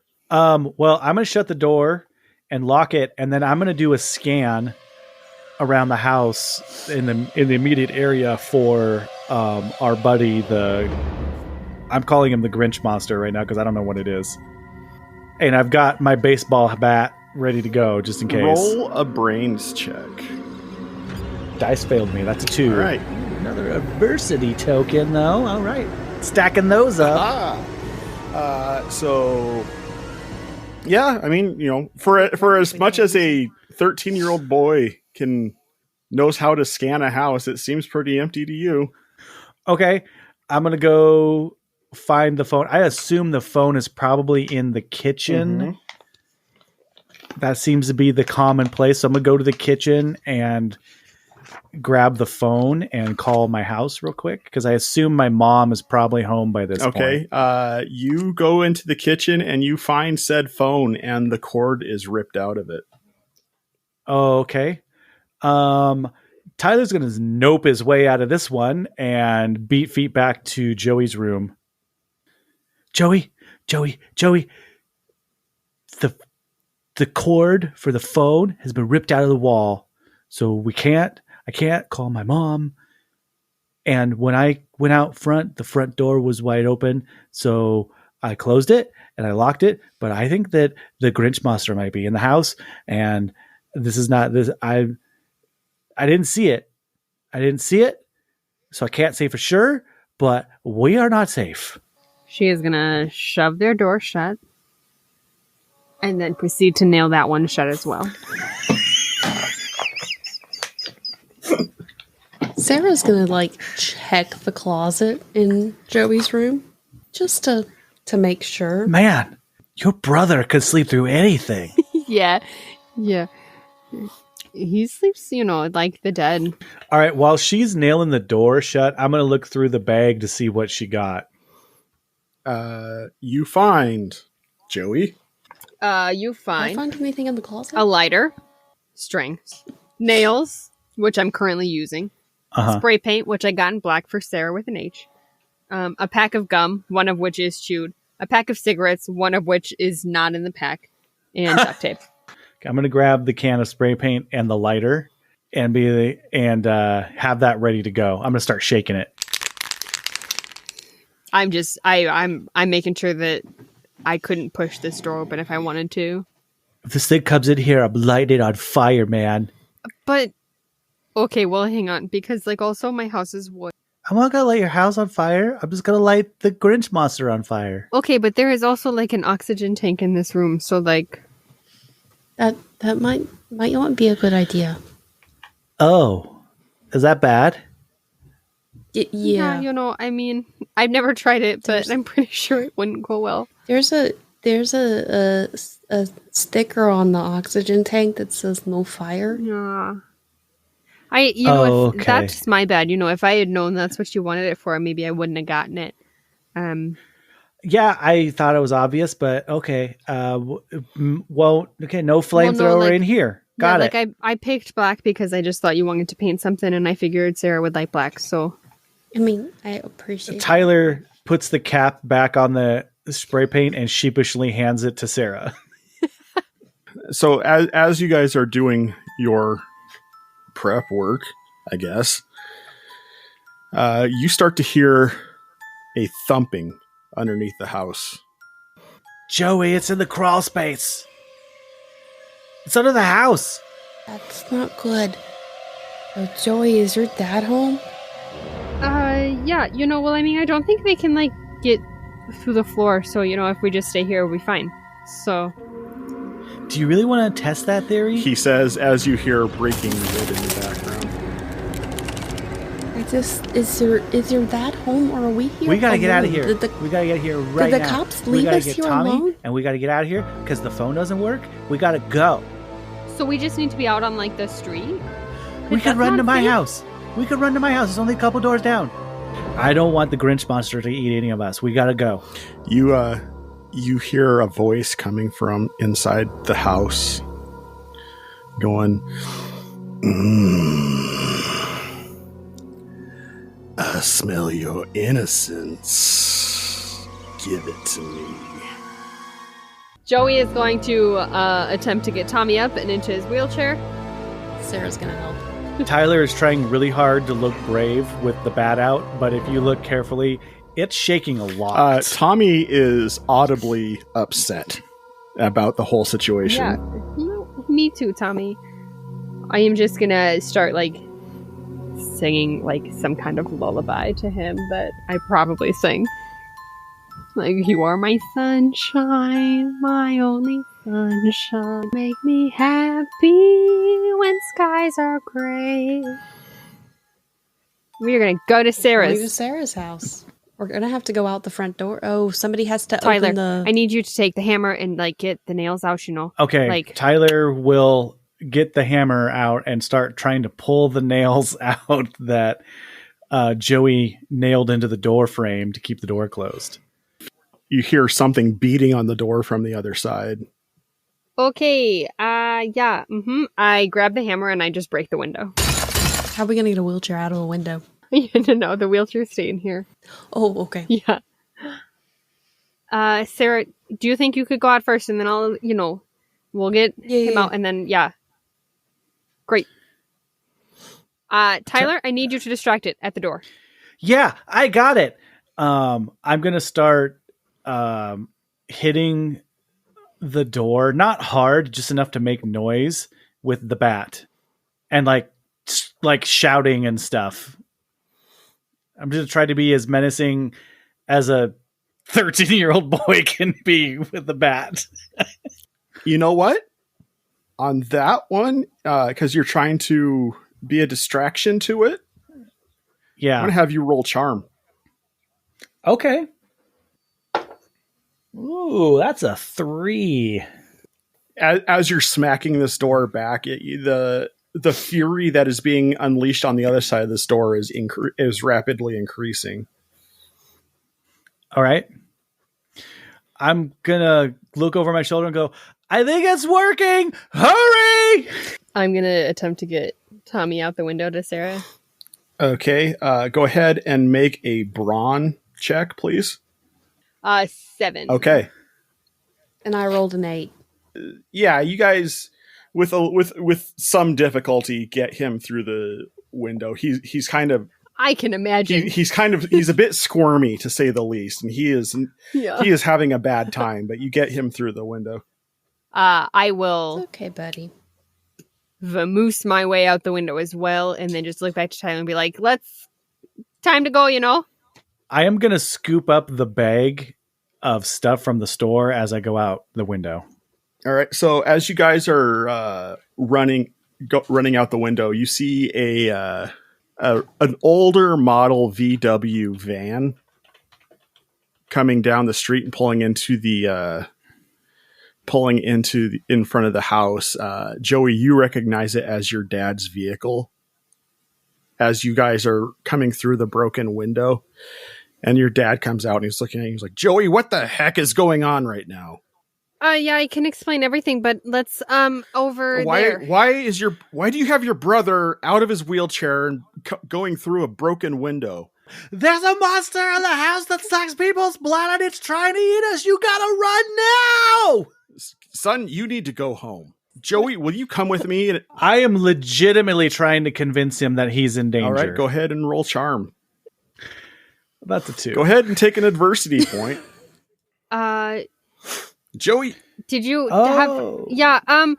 She is just gonna continue to walk towards Sarah's while she's talking, just looking at him the whole time. Joey, get your butt back in the house right now.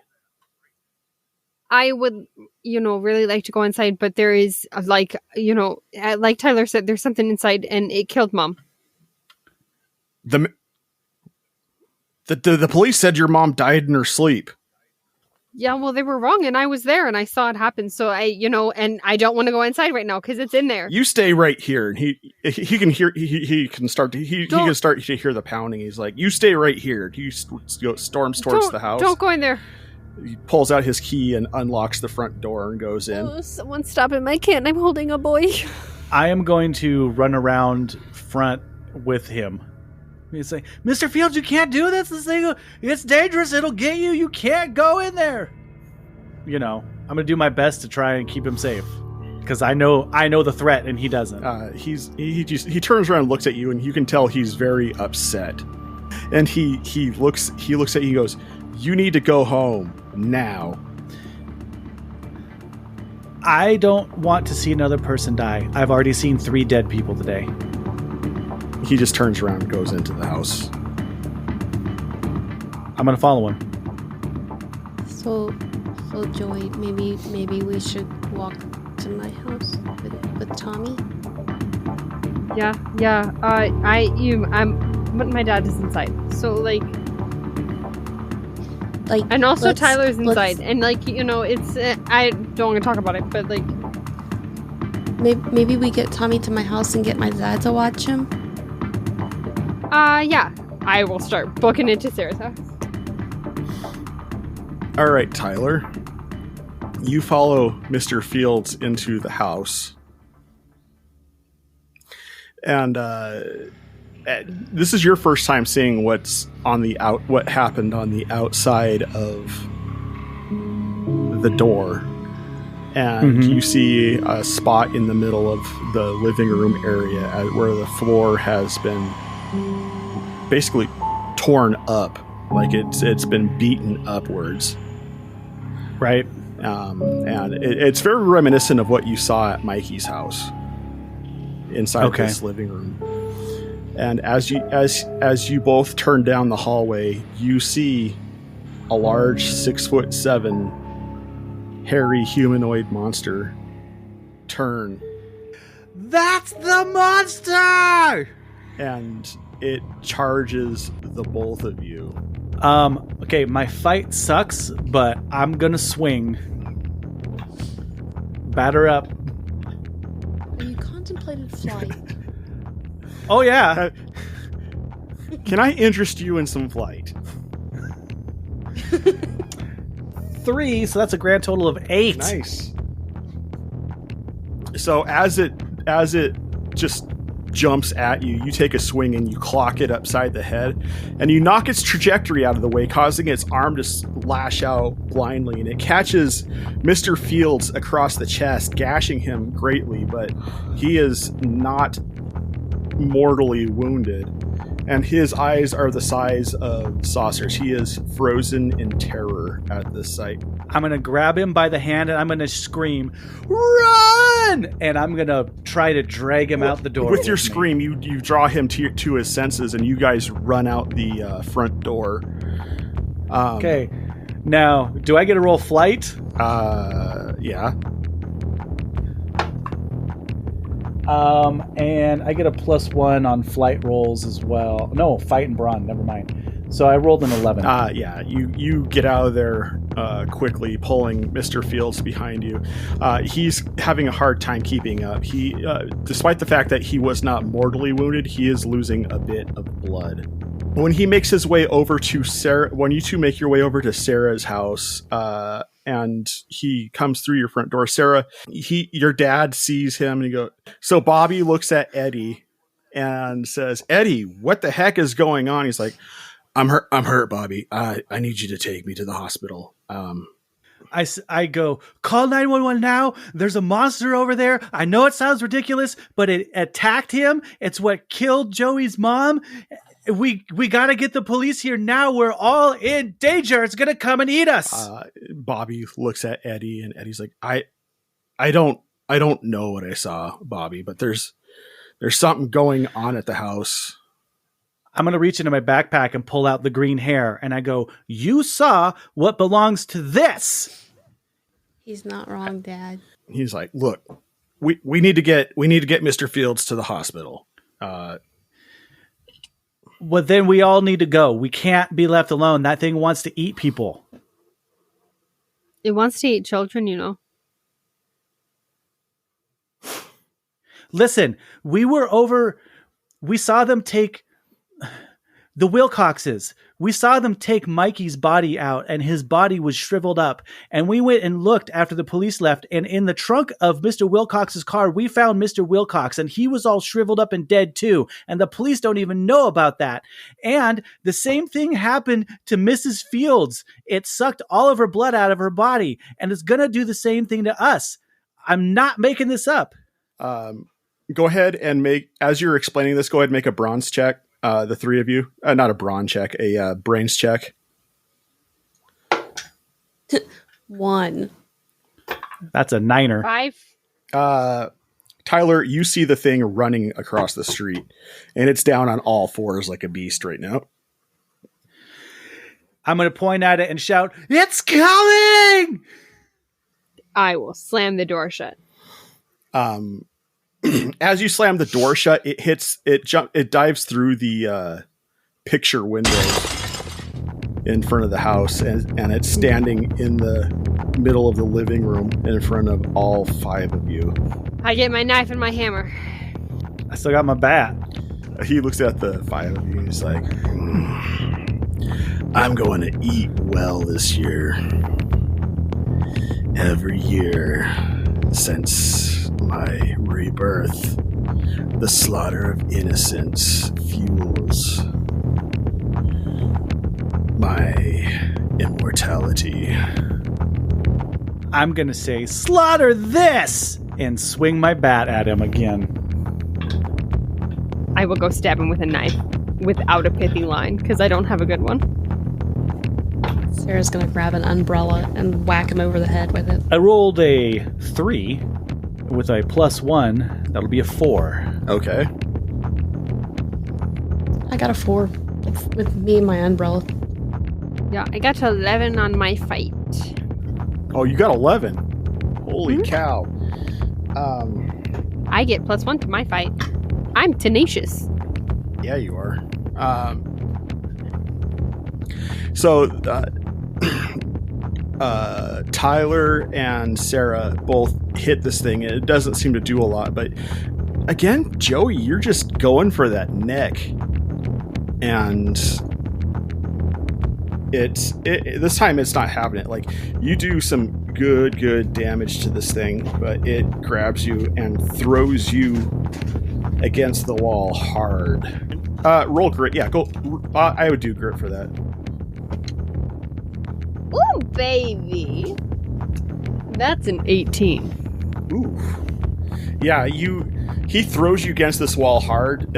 You manage to actually, weirdly enough, you manage to twist yourself in the air and hit your feet against the wall first and throw yourself back at him. Hiya. So if you would like to roll another fight with your knife on him, I will give you a +2 to that. That's an 8.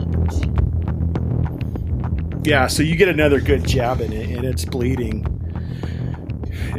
And he just knocks you off of himself again, and he's like, I have not lived for 2,000 years to die at the hands of children. Yeah, well, like, I haven't lived for 14 to die to you, so I hit him with my hammer. Roll an attack on that. What are the other 2 of you just watching? Well, I don't want to be rude and interrupt. There is something I want to do.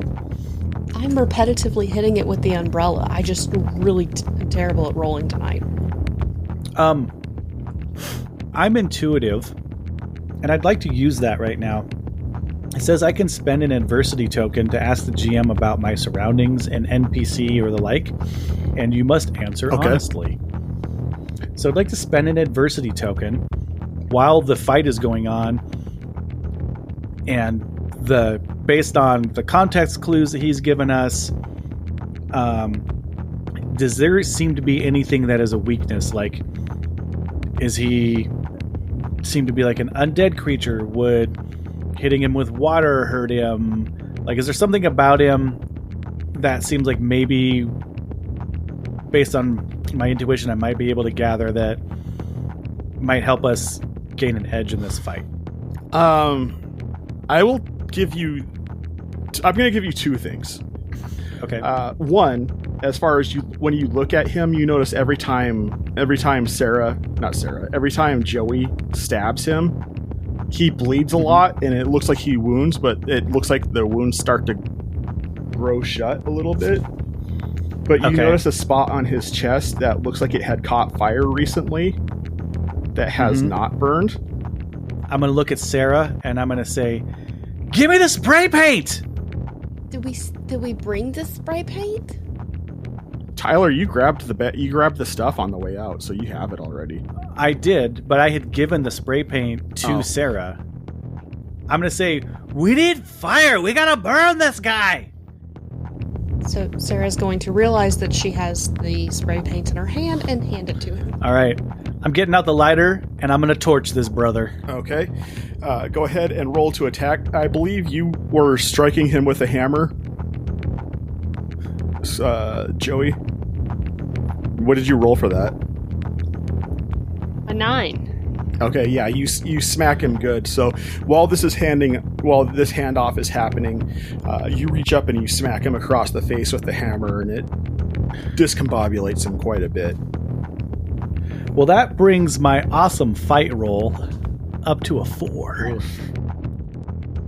So here's what happens. You light the lighter and you spray, but the nozzle's not really pointed where you thought it was. So it sprays up and just past its face, but it's enough to scare the creature, and he takes a step back and throws himself a little bit off guard and balance to try to protect himself from the flame. Okay. I'm going to look at Joey, and I'm going to go, we got to burn him! And I'm going to shove this stuff into her hands. I'm going to go, light him up! And then I'm going to use Loyal to give her a +2 to her roll. So I'll burn one of my adversity tokens. I will use this to attack it. Whacking with the umbrella. Go ahead and roll that attack. It's 14, 15. Oofa doofa. Yeah, he bursts into flames, and he starts shrieking. He just starts running forward, flailing his arms. Need everybody to roll some flight for me, please. I got this. Oh, I'm not good at flight. I don't plan on fleeing. 3. I rolled a 17. 2. Here is what happens. It starts running, flailing its arms. All right. Sarah and Joey Just catch on fire.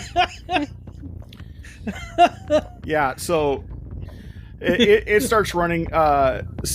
Joey and Sarah, you both catch a paw of fire upside the face. Your hair proceeds to catch fire. And it comes down, paws, hands forward, falling forward.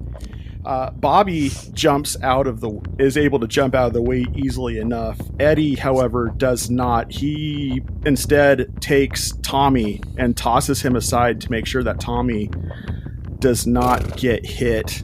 And he is severely gashed and burned by this collapsing monster. It's fine. Joey didn't need parents. Joey didn't really have parents. That's true. Now Joey really doesn't have parents. Yeah. Ooh. Tyler is going to run to the nearest phone and dial 911. Okay. Sarah and Joey, you are on fire. What are you doing? I'm going to stop, drop, and roll. Stop dropping and Okay. rolling. You're able to get the fire out enough. You do have very noticeable burned spots on your scalp. Builds and character. on the sides of your faces. Tommy is again audibly upset, but otherwise unscathed. Eddie is breathing at the moment. That's reassuring. Thank you. But as you look at the beast that is on the floor, it is actually burning away, much like you would see. You know those snake. We call them snakes here. I don't know what you guys call them where you're at, but you get them on the 4th of July. You burn them, and those little cylinders come out of them. It looks like carbonized poop. That's kind of what this guy's doing. He's just kind of turning into, as he's burning, this black foam. Just all the eloquence. It's just like he's just like turning into this black carbon foam and burning away. As the night draws to a close, the police show up and they take Eddie to the hospital, where he's put into the intensive care unit. I'm assuming, Sarah, that your dad is fine watching Joey and Tommy for the time being. Yeah. So, Tyler, how does the evening play out for you? Well, after I call 911, I immediately call my house and try to give my mom the Cliff Notes version of the craziness that's happened. Realizing it probably sounds insane, but telling her anyway. And basically that I'm at Sarah's house. And as the EMTs are taking Eddie out to the ambulance to take him to the hospital, who would any of you be listening in on the conversation between? Oh, for sure. Tyler is absolutely. Joey is not. Okay, Sarah would be Sarah too. and Tyler, I would like you both to make brains rolls for me, please. I don't hear anything. What did you roll? Oh, A 1. I got a 5. that was exactly the score I set for it. Tyler, you overhear the one of the two police guys talking to each other. They're like, "Well, at least that one's down,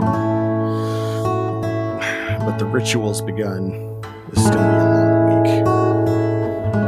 As they walk off to the car.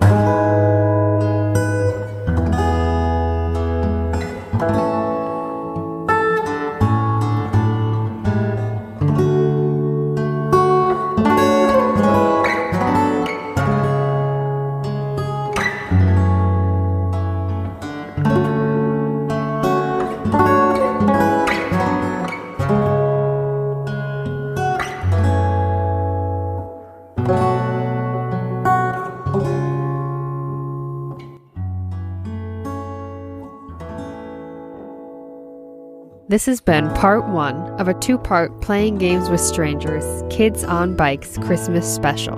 This episode featured Celeste Mora as Sarah, Eric Campagno as Tyler, Katherine Czerwinski as Joey, and John Haryu as our Game Master.